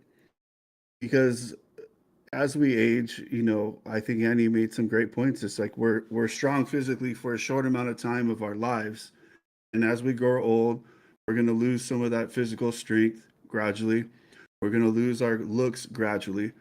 So it's incredibly important to build up your personality traits and your knowledge of a variety of things, and know how to carry a conversation and be likable and have people that want to associate themselves with you. You know, men and women. You know, your significant other, and then also your friends. Because you know, I remember my brother growing up. He was like, "Oh, you know, when you're his older brother, when you're dating women, he said a beautiful girl is great, but if she has a terrible personality or she's mean or nasty and rude or whatever, looks don't last forever." He says you want to find a woman that you're attracted to, but also that you enjoy hanging out with, you enjoy spending time together, you enjoy having difficult conversations at time when it's necessary, and also long, complex conversations. And just the most important thing is you could be doing nothing, and if you're with that person, you're able to have a good time. You know, just relaxing at home or doing whatever. You know, in that sense. But females will find out very quickly if you're putting on a face that isn't yours and you're pretending and you're being phony. So it is incredibly important to learn how to be confident in yourself and be honest in who you are and how you portray yourself to others. That's DJ, did you my have any point on it. thoughts? Yeah, regarding the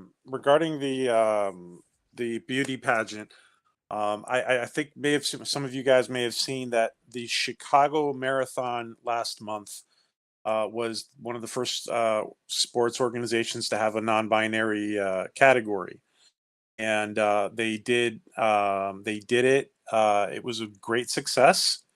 Everybody was happy.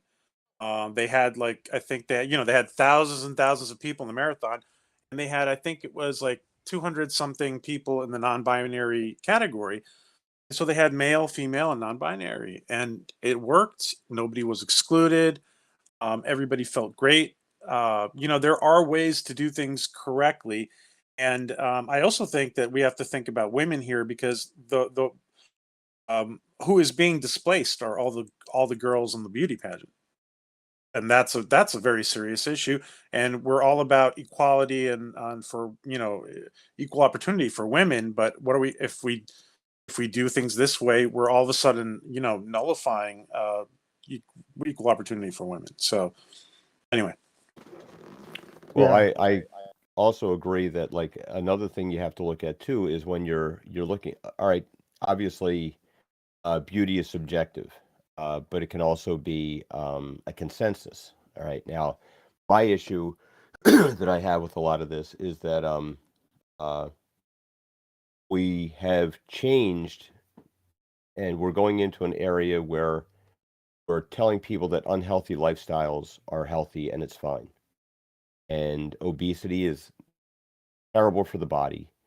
It wreaks havoc with your immune system. It uh, suffocates your circulatory system. It plays havoc with your skeletal system. The body is not designed to be that big, and you want to think to yourself like you're also putting other people at risk. My kid's pediatrician, uh, up until they were about 5 years old, 5 and 3 years old, him and his wife died in the house fire in their home because they were too big to get out. The fire department, they couldn't get them on the ladder. Um, they could escape the burning home. And that's another thing too. Like if you're, you should be at a level of health and fitness that not only to help yourself, but what if somebody else needs help? What if like, you know, ha- maybe this is just me, but how do you deal with the guilt if like you think to yourself, like, you know what, if I were in a little bit better shape, maybe I would have been able to run fast enough to get between my child and a dog, or to get my kid out of the road before they get hit by a car, or to be able to climb up something and save somebody who's like stuck on something. Um, these are all things that we're brushing to the side because we want somebody to feel good about themselves because we just said so. You know, where's the sense of accomplishment? Where's the sense of of transformation that you can do with yourself? And that's why Andy brings up a great point. Sorry, Andy, I just wanted to say that there's a lot of kids being excused from physical education class, and that's a big mistake. Even if you're not good at sports, you cannot be excused from physical education, because those are, like Andy's saying, these are basic skills for every human, right? And it's not going to be healthy. I had an aunt when I was a great aunt when I was a little kid. By the time I was 2 years old, I had one grandparent left. And so my great uncle and his wife lived with my grandmother, who was a few blocks, a couple streets over from us. And they acted as sort of a surrogate set of grandparents. And my brother Ed was really close to my Aunt Ann, and she was about 5 foot tall and probably close, easily over 250 pounds. And when she was 48 years old, she suffered a massive heart attack. She was in the hospital, and the heart attack brought on a stroke, and she died 2 weeks later. And it devastated my brother and my uncle.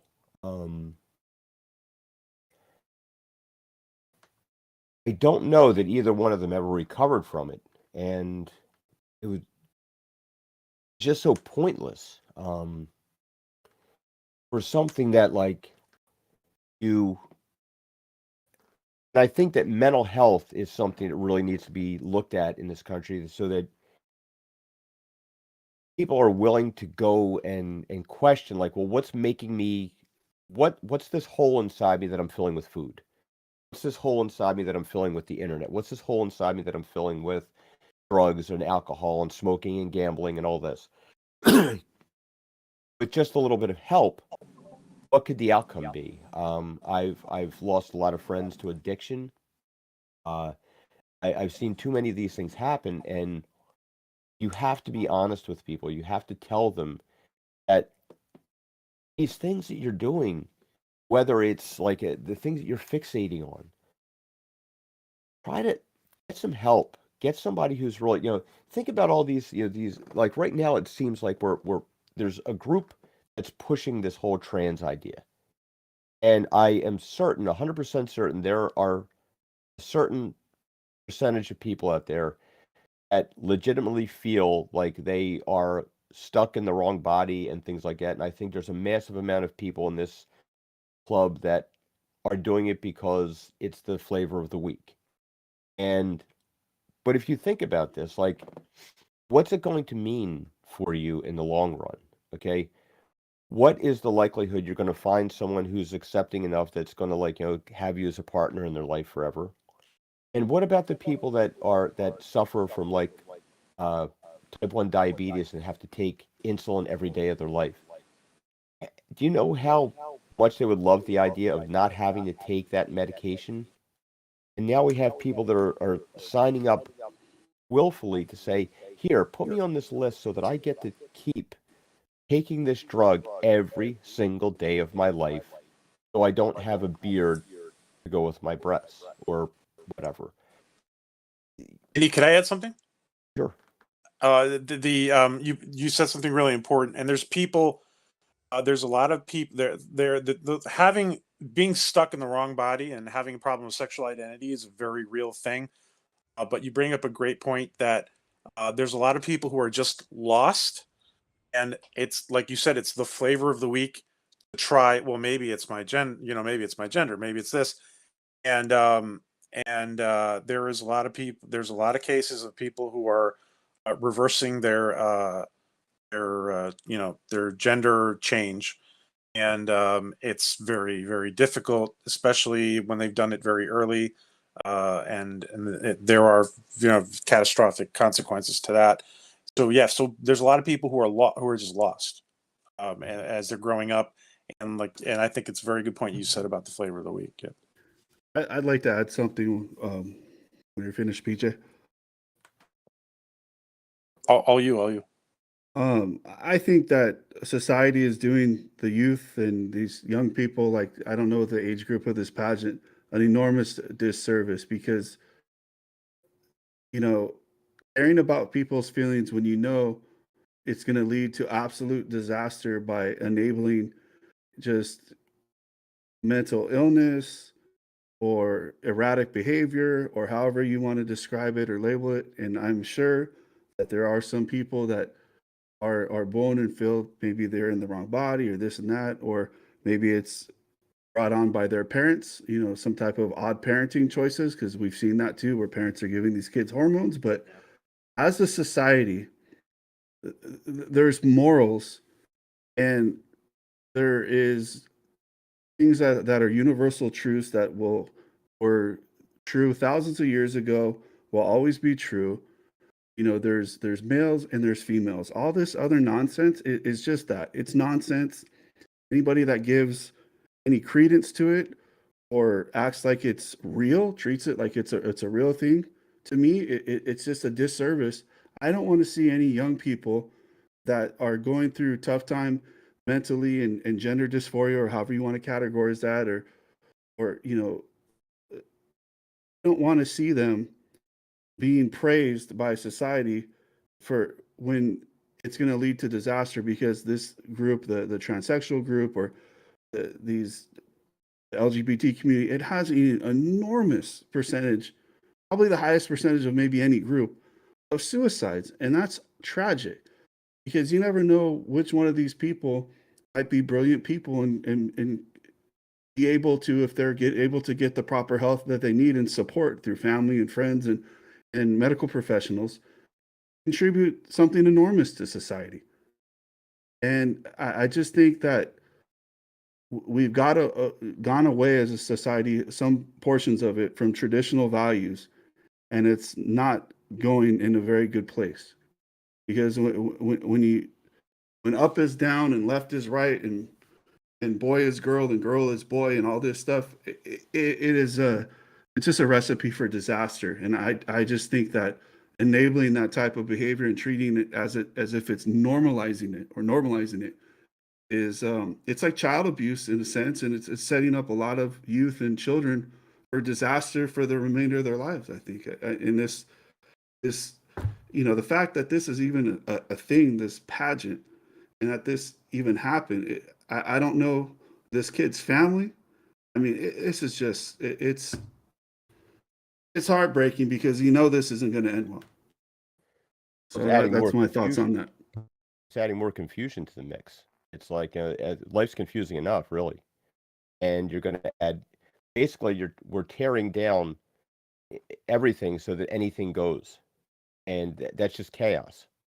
And chaos usually doesn't come out very well. That's what the people in power want, though. They want anything goes. They want us questioning what is truth, what is real. But that's another stream.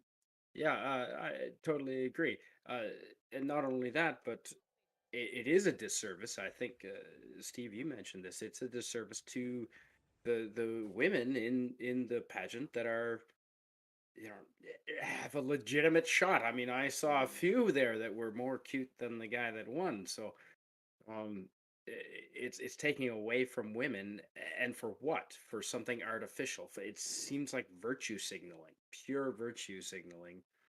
And what virtues are you signaling, by the way? Like that we accept anything, we accept all, we accept the strange, and the king is wearing no clothes. That's And great. no That's one a wants great. to say anything.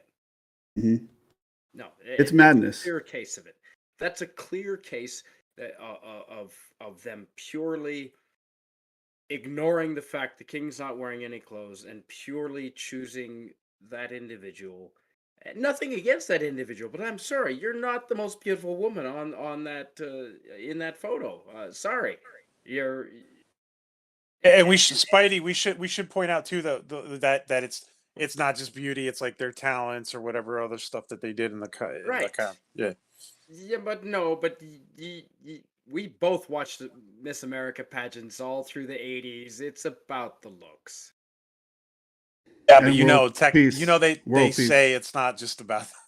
Yeah, Yeah. I know what you're saying. But no, and why everyone, I don't understand why everyone is going along with it. Like that's the truly scary thing to me personally. Political science was my minor, and I see this stuff like, why are we all going along with it, and we're all afraid to say anything, and 2 Because plus nobody 2 wants to equals be the 5. bad guy. Nobody wants that's to be my the bad guy. 1984. Fear. that's my biggest fear. Yeah, No one and wants to be labeled a racist, sexist, homophobe. right. But why would you be labeled those things? You're not. You're sane. You're not You're a speaking the racist. truth. You're not a homophobe. No, just because I am calling bullshit on what is clearly, physical fact, it does not a homophobe make me. I'm sorry. And that's what I wanted to say about that, Steve. Can you clarify something really, Steve? Because I don't Yeah. want to be too judgmental. Was this a beauty pageant or a hot dog eating contest? It was a beauty pageant. I want to say it's probably the high school beauty pageant, Oh, and okay. it's some There's people not still. weight classes for beauty pageants? I don't know. That's It's wrestling. I'm sorry. yeah. It's it just hit a nerve with me where it's yeah, it just I didn't know how to approach it. I was just like, this is something that needs to be brought up and talked about. No one wants to talk about it because no one wants to be labeled a certain thing. It's like, well, if you're being labeled something for speaking the truth, then you're doing something right. Like if I get attacked for something on this show that we bring and we're talking about something that's actually honest and truthful and we're trying to bring light to some problem and people are saying like you're racist or you're sexist, like, you know what? That's a badge of honor to me because I'm doing something right with this show. I'm doing something that is striking a nerve. And I don't want people to be angry, but there's going to be some people that are going to find something we say or I say or we bring to the table that they're not going to like. They're just going to want to nitpick. Well, guess what? Life is not easy. It's not. It's not easy for a guy. But it's all different for each person. And if people take it as offensive what we say on this show, we want to bring light to it. We want to make humor out of some crazy things that are on Twitter or whatever. But if people go and attack us for what we say and it's actually factual truth that we're saying and we're getting bombarded about it, then okay. If someone wants to say I'm sexist and misogynistic for saying, a man should do this and this and this to keep his wife safe, then okay, then I am that. But it doesn't mean I am. It's just you're labeling me as that. And so that's what the gist of this story is, or this show is. And as we're coming to a close, I just want each of you guys you can plug in of what you want of your show, your channel, or whatever, or you can give a short note of what we talked about or something. It's up to you. We'll go with Canadian Spider. As he's Yeah, muted. yeah. Thanks. I just really appreciate being a part of this conversation because it is so important. So important. I mean, uh, the, the men determine the future of the planet, really, and we need to set good examples that are sadly lacking these days. And I applaud you for doing this. Um, I don't want to plug my own channel. I haven't. Oh, you can plug in your own channel. You That's can okay. definitely I've do put it. up. You're part of the crew Yeah. here. Go ahead Well, if you I've want only to. got some travel videos up there. I don't do a whole lot, but I am on. You can find me with Cardinal Sin. I'm on Cardinal Sin streams all the time, and you can find me there with him. That's all I want to say. And he's a member of Doomcock's fan legion, and And that's the most regular place you're going to find me is with Cardinal Sin. So Cool, cool. thank you, Steve. And yeah, no problem. And Andy. Well, a lot of what I do, my primary job is a martial arts teacher, and I focus a lot on Tai Chi because it helped me so much when mentally when I was young. When I first started doing it, my parents had just gotten divorced, and then both of them got diagnosed with terminal cancer. And I was going to college full time, working full time, and me and my one brother were, living with my grandmother to take care of her, so my mom could worry about herself. And it got me through the stress of all that. And I felt that really needed to be out there. And over the years, the 17 plus years that I've been doing this, I've had the opportunity to help a lot of people. I've had people that tell me that if it wasn't for, since they'd been training with me, they no longer wanted to take their own life. I've had people tell me that, like, older people who, one lady, she's 75 years old, and she said to me, if it wasn't for me doing this, she probably wouldn't even be walking now. So, the main thing that I try to encourage people to do is to look at yourself and never accept where you're at as where you're stuck. You can always improve something, and you should always be improving something. If you don't rest on your laurels, you've accomplished something, and then let everything go to hell. Celebrate that victory for about 10 seconds, and then pick your next target. Keep moving forward. Don't accept that you can't do something. You may not be able to paint, to sculpt, to write, to play music, things like that.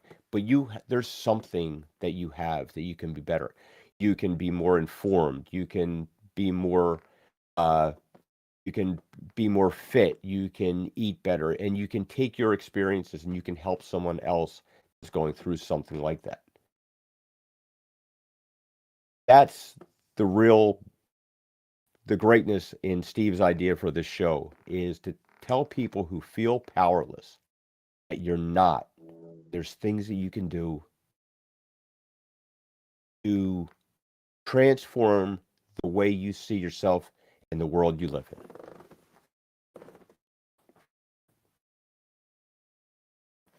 PJ. Anything you want to plug in? I want to say that I'm blown away, dude. I am blown away by the quality of the conversation tonight. And I think that this show is gonna take off, and you're gonna be known as the Cowboy Oprah of the internet, man. Okay, that was a good one. I'll give you serious credit for that. Well played. But I am completely serious, by the way. I think the quality of the conversation is fabulous. It's fantastic, and I thank you, Stephen, and Goatfather, for bringing this to all of us. I'll just say one quick thing about my channel. Sunday night we have with our friend George Peter Gatsis and Denali. We have a roast of a old science fiction movie. We've been planning for some time, and we're finally going to do it on Sunday. The science fiction movie we're going to be seeing is a surprise. So that's Sunday night. I think it's at 7 Eastern on Orville Nation. Ooh. Gringo Bandino, Talcum. Well, first off, I just want to let you guys know that there is a quick update on that last story that we covered. It does happen to have a happy ending. The greatest derriere in the beauty pageant contest. Disney Plus is launching a new series, and the biological male who won that beauty contest is going to be playing the reboot of the Kool-Aid Girl. They're doing the Kool-Aid Girl Disney Plus series, so it's good that story has a happy ending. But in all seriousness, I do want to thank everybody for watching tonight. We greatly appreciate it. Whether you agree with us or disagree with our opinions, we just appreciate you watching the show. We hope you enjoy the content. And I want to thank PJ for coming on the show. It's a pleasure to meet you. I've enjoyed you as I've seen you as a guest on some of the other channels. Canadian Spider-Man, Thanks. thank you Pleasure for to meet coming you. on. Appreciate it. And I just will say this. I'm very, very grateful to be part of this. I appreciate Steve asking me a part of the show. And I want people to know, anybody that's watching this, if you're struggling right now, and there's a lot of people struggling right now, you need any type of help or someone to talk to, I can say for myself, and I'm assuming everybody else on this panel or on the show, that feel free to tweet us, shoot us a tweet. My DMs are always open. You can DM me. I'm happy to lend my ear to share some advice. And the last thing I want to wrap out is I want to give a plug. I was in a head-on car accident a few years ago, and I've had multiple concussions and had a traumatic brain injury. I'm still dealing with some of the after effects from. And I want to plug a foundation. It's called the Warrior Angels Foundation, and they help a lot of veterans and first responders with traumatic brain injury.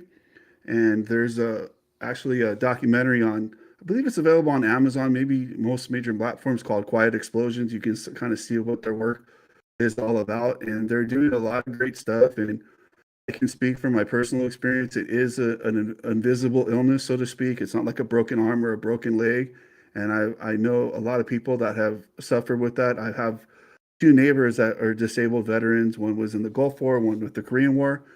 And they had brain injuries from explosions and exposure to different stuff like airplane engines and stuff like that. And this foundation is doing a lot of good work.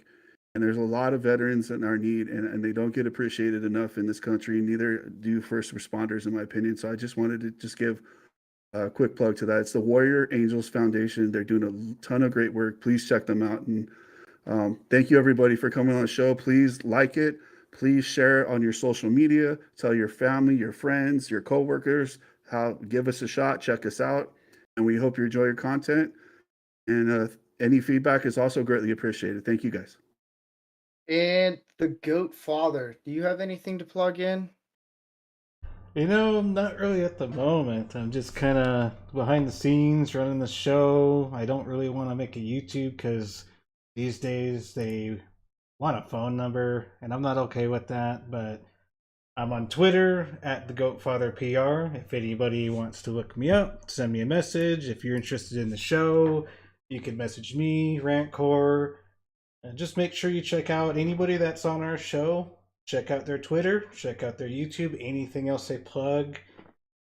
Personally, these guys seem like really good guys. It's still really nice to be a part of something much bigger than I'm used to. So I don't really have anything to plug at the moment, but I guess that's what I have to say. I'm gonna plug Goat. You do an incredible job producing the show. Thank you Yeah. so much for the graphics and the production and everything you do during the show. I don't think people realize how much work and effort goes into that. So thank you so much. I've been at it. It's so much appreciated. Yeah, I've been at it since like 5, and I stopped around like 2 or 3. I can't even remember, maybe 4. But point is, this stuff takes a lot of work. It takes a lot of effort, and I want it so when you guys come on, it looks good to you, and then I also have stuff for you guys. I don't want to just put like mine and Rantcore stuff up there. I want to make sure when we have a guest, I got the little Twitter handle or YouTube I can pop up, nice little graphic. Make sure you guys always have something to know that while this is, Rantcore Steve and then I'm the producer, it's like you guys are here. You're a part of this. I want you guys to know you're a part of it and know that you're appreciated. So all this time I'm putting into it, it's not just for the show, it's for you guys too, because you're a part of it. Yeah. And as I figured out, this mic was not on. It was this mic. So Again. that's always fun. Yeah, Discord. Love it. But I just want to say thank you to all the guys on the panel, and definitely go check out their channels. Check out what they have to bring to the table. Everyone has really awesome stuff. If you haven't seen Andy's action figures. Go check them out. They're unbelievable. PJ, I love what you bring to the table. Um, Canadian Spider-Man, dude, I love your videos. They're fun to watch, especially when I'm just chilling, not doing anything. I'll just flip them on. But thank you guys for being on the panel and bringing your different opinions of everything. And thank you for everyone in the chat. You guys are awesome. It's just reading the things. They're great conversations. So next week we'll do an episode right before Thanksgiving, and we won't be doing an episode on Thanksgiving, of course, because it's Thanksgiving, and I want everyone to be with your family. But next week we'll be back here. We'll be doing a thankful episode of everyone on the panel talking about what they're thankful for in life and in whatever they want. And yeah, and then after that we'll be back in the first Thursday of December, and it's going to be a very Christmassy episodes. So it's going to be really fun. I hope to see every single one of you guys back here in the chats watching us, just talking about how we feel about things and joking around and all that stuff. So you guys have been really great. I love you all. You guys have a good weekend coming up. Stay manly, everybody. Oh, yeah. Same. You guys all have a good night. Does anybody have any last final things they want to say before I cut it off? Thanks for having me. Thank you. All right. At this point, Rantcore, are you ready for me to go ahead and end it? Yeah. All right, everybody in the chat, have a good night. JRC, I've been seeing you here. Thank you, sir. Everybody that's on the panel, including Orville and Spider, nice to meet you guys. I know I don't get to talk much, but hey, I got to push the Pleasure. buttons and stuff got to get done, and I'm making it better by the hour. So everybody have a good night. We'll see you next time.